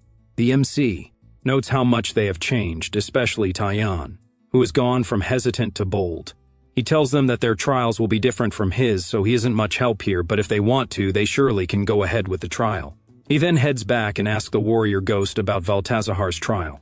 The ghost recalls it being pretty easy for him, and our boy hopes his friends don't end up dead. He now has the gauntlet of explosion. He also checks his status window and sees he has been improving steadily, but the recent power boost is on a whole new level. The warrior ghost warns him that the remaining members of the Guide of Sin aren't going to let Rabisa's death slide. Our hero, however, is ready to welcome the challenge. Deep in the labyrinth, in the Guide of Sin's meeting room, someone reports Rabisa's death to a higher-up. The response is simple: kill the MC. Meanwhile, on the 20th floor, the second-tier adventurers gather to discuss Rabisa's death. One of them announces that the executives have issued a search warrant, and whoever kills our boy will get promoted to the 3rd tier. Suddenly, everyone wants in on the action. Since they cannot all kill him at once, they decide to roll dice to see who gets first dibs. The winner is a guy named Aldo Atada. On the 13th floor, our hero finishes wiping out the zombies when Aldo Atada arrives, ready to take him down. He assumes that a mere 13th floor adventurer isn't worth worrying about. He is already daydreaming about his promotion when the MC interrupts with a punch so powerful it sends him flying into a wall. The warrior ghost calls him loud and weak, and our boy agrees. Aldo Atada still refuses to accept reality, transforms into a werewolf, and charges. Unfortunately for him, he is still painfully slow. The MC takes him out without breaking a sweat. The other adventurers notice that Aldo Atada's life flame has officially gone out. The players convince themselves that Aldo Atada failed to transform into his werewolf form and died. Now it is Yeppe's turn. He goes to our hero, but the MC attacks immediately. Jeppe whines that he wasn't given a warning, but our hero points out that he doesn't see the point in giving a heads up to someone who showed up to kill him. Not one to back down, Jeppe quickly throws up a magic shield to protect himself. Our boy is actually impressed that this guy knows how to use magic defensively. Jeppe, on the other hand, decides to cast a madness spell on the MC, but our hero counters it without breaking a sweat using his indomitable spirit. And just like that, Jeppe has a terrible realization. Our boy isn't just some lucky nobody who miraculously took down Aldo Atada and Rabiz. He actually knows what he is doing. Jeppe tries switching tactics and uses a particle dispersion spell followed by frost arrows. Our boy counters with his own frost arrows. Jeppe barely dodges them, which is honestly embarrassing for someone trained by a prestigious magic tower. The frustration is real. In a desperate attempt, he uses Thunderstroke, but the MC of course nullifies it without any effort. At this point, Yeppe's brain is struggling to process how badly he is losing, and then, before he can figure it out, he is dead. The other players are confused that Jeppe is gone too. One by one, more players step up, determined to do better, and one by one, they die just as quickly. They start to get desperate, and as one-on-one isn't working anymore, they try groups of 5. But that plan fails too, as all of them are wiped out in a matter of hours. Now, nobody wants to step up. Just then, Zagan shows up, a 3rd-tier demon, arriving just in time to see the mess. He asks where the others have gone, and one player lies that they went to another floor. But Zagan isn't buying it. With a single punch, he knocks the guy out, and the truth spills out: everyone is dead. Zagan announces that he will kill our boy himself. Meanwhile, on the other side, the MC is busy, reflecting on the fight. He has to admit the players had decent attack and defense, but their teamwork was absolutely awful. It is obvious they have never fought together before. But well, their loss is his gain, and thanks to them, he has leveled up 11 times. The downside is that as his level increases this way, task rewards will drop. He checks out his newly acquired mana dispersion ability, which basically turns ice particles into a chaotic mess of destruction, and figures that by now the players should have realized they aren't equipped to deal with him. But apparently, common sense isn't their strong suit because they keep coming. He notices Zagan approaching. Unlike the rest of the Guide of Sin members he has encountered, this one actually looks stronger. Zagan, on the other hand, is busy sizing our boy up and trying to figure out why his power is completely off the charts. And then it clicks. He assumes that our hero is a dragon. The other players immediately go pale, because if our boy really is a dragon, they might as well dig their own graves. Even the weakest dragon can tear through dimensions, and taking one down is impossible unless one is some absurdly high-level demon. And the MC, he neither confirms nor denies it. He just smirks and challenges them to do whatever they can. Zagan has no interest in picking a fight if our hero is truly a dragon and bows respectfully to let him pass. The other players stare, dumbfounded that Zagan, the terrifying force of destruction, is just giving up. The warrior ghost tries to hold in his laughter but fails and bursts out in amusement. Our boy turns to him and asks about dragons. Zagan's face immediately twists in rage as he realizes he was being played.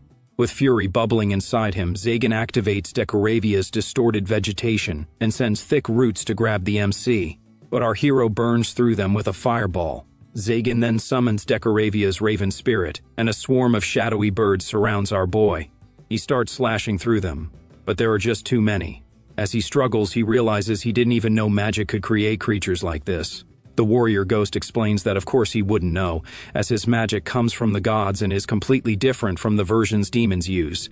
Zagan is now beyond irritated as this fight is between him and our hero alone. The warrior ghost assures him that he has no intention of helping our hero. That is when Zagan pauses. To him, it seems like our boy and the warrior don't get along, and honestly, that is great news for him. He doesn't dwell on it for long. He has a fight to win. He then unleashes Marcosia's fake flame. The MC counters with frost arrows, but they do absolutely nothing.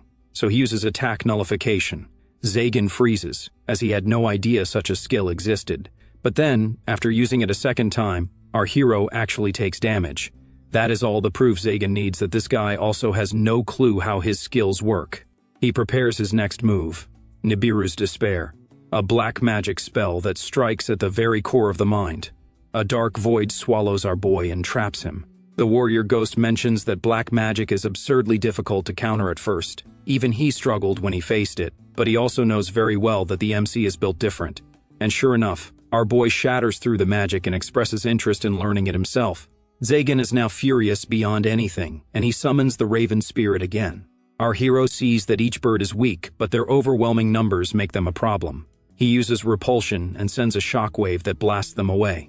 The fight drags on, and our boy notices something odd. Zagan's flames earlier were supposed to burn through everything, yet he only got mildly burnt. And when he touched the fire, it didn't even feel like real flames. That is when it clicks. Zagan's so-called fire is just a flame-like substance. Zagan just cannot believe that a mere mortal actually figured it out. In anger, he activates the distorted vegetation again.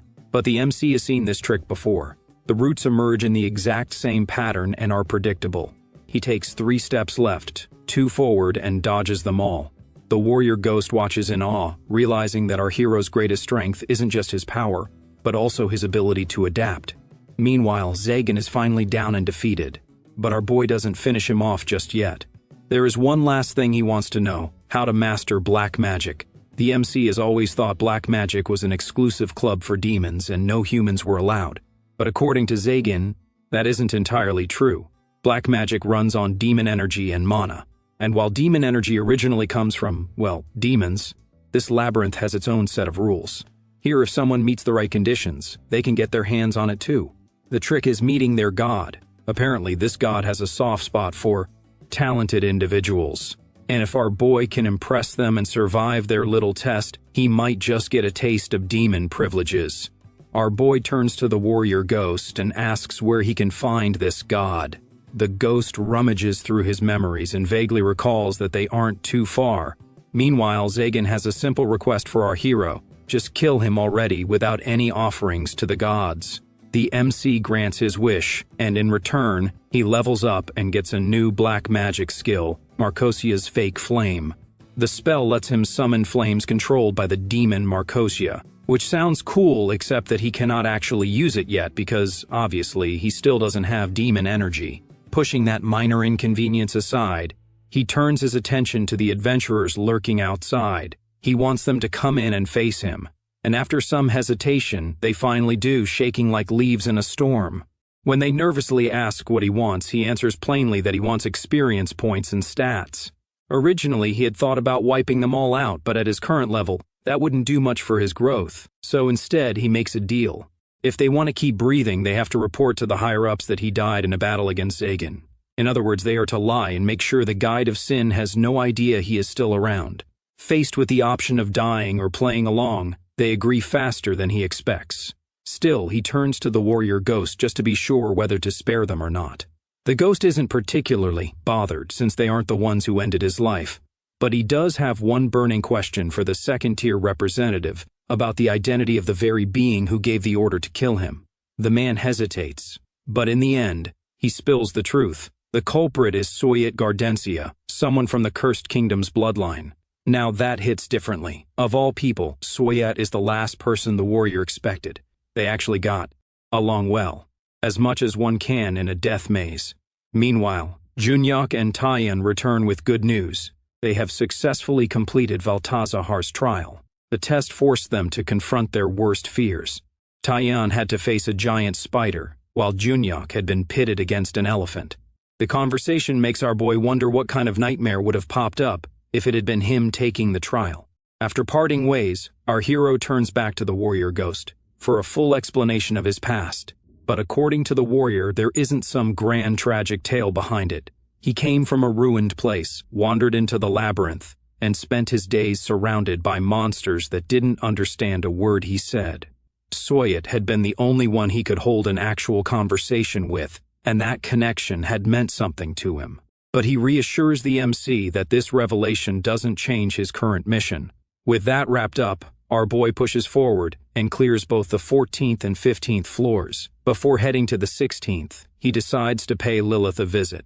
From her, he gains 2 new magic abilities, Transparency and Slow. It is Lilith's first time seeing slow magic in action, so she excitedly asks him to try it on her, and so he does. She finds it fascinating until they hit a small problem. He has no idea how to stop it. Luckily, the magic wears off after 10 minutes.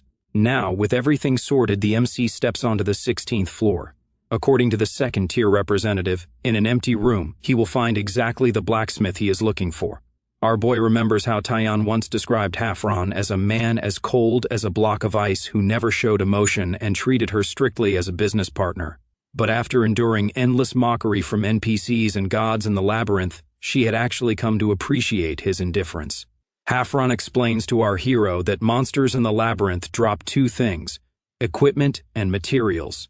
Materials are either sold or used to craft gear, and if the MC hands them over, Hafron will make the equipment. As a special first-time offer, he even agrees to do it for free. But before our boy can make any offer, Hafron recognizes the warrior ghost, which is shocking for the warrior. Hafron admits he figured both of them had already kicked the bucket, considering all the chaos with the Guide of Sin. Not that he particularly cares, because as long as the materials keep coming, he isn't interested in the status of his clients. To avoid unnecessary drama, he also warns them not to offer him some exclusive contract. Our boy gets to the point and requests a wrist guard. Hafron takes the materials and tells him to come back in half an hour. Rather than twiddling his thumbs, our hero decides to clear another floor while waiting. When he returns, Hafron hands over the wrist guard. The MC tries it on, finds it decent enough, and is ready to leave until the warrior ghost decides to stir the pot. He points out that Hafron is capable of making something way better. Hafron, of course, knows that too, but insists he is missing a few things. The warrior ghost, however, isn't talking about minor limitations. He means the rare, power-infused equipment that only Hafron can create. Our boy is completely lost and asks what they are on about. The warrior ghost explains that Hafron is similar to him. With one big difference, Hafron can actually go back to his world. Hafron questions whether our boy is even worthy of knowing such secrets. The warrior ghost drops the fact that our hero defeated the Guide of Sin from the 30th floor, despite only being on the 13th. Hafron, however, isn't buying it. To prove their claim, he sets a challenge. If the MC can defeat the monster he has prepared, he will acknowledge them without any arguments. The warrior ghost checks if the MC is up for it and explains that he suggested this because the timing felt perfect. Our boy, who is always eager to get stronger, doesn't hesitate, though a small part of him wonders if this is really worth the trouble. The warrior ghost assures him that it absolutely is. Hafron returns after wrapping up his so-called preparations, and the MC and the warrior ghost meet a sealed Balrog. The warrior ghost instantly recognizes it because, of course, it's one of those nightmares lurking on the deeper floors. Hafron explains that our boy has nothing to worry about. Apparently, this once terrifying creature has been falling apart over time and is now barely on par with a boss from the latter half of the 20th floor.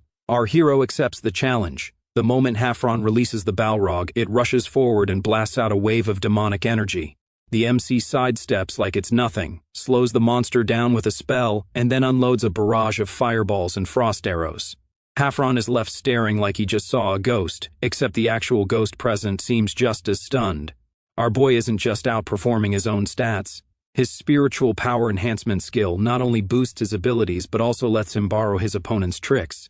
Before the Balrog even knows what hit it, our hero finishes it. And that's where we wrap up today's video. Don't forget to turn on the notification bell so you won't miss out the next video. If you enjoyed this video and want to see more, leave your comment down below.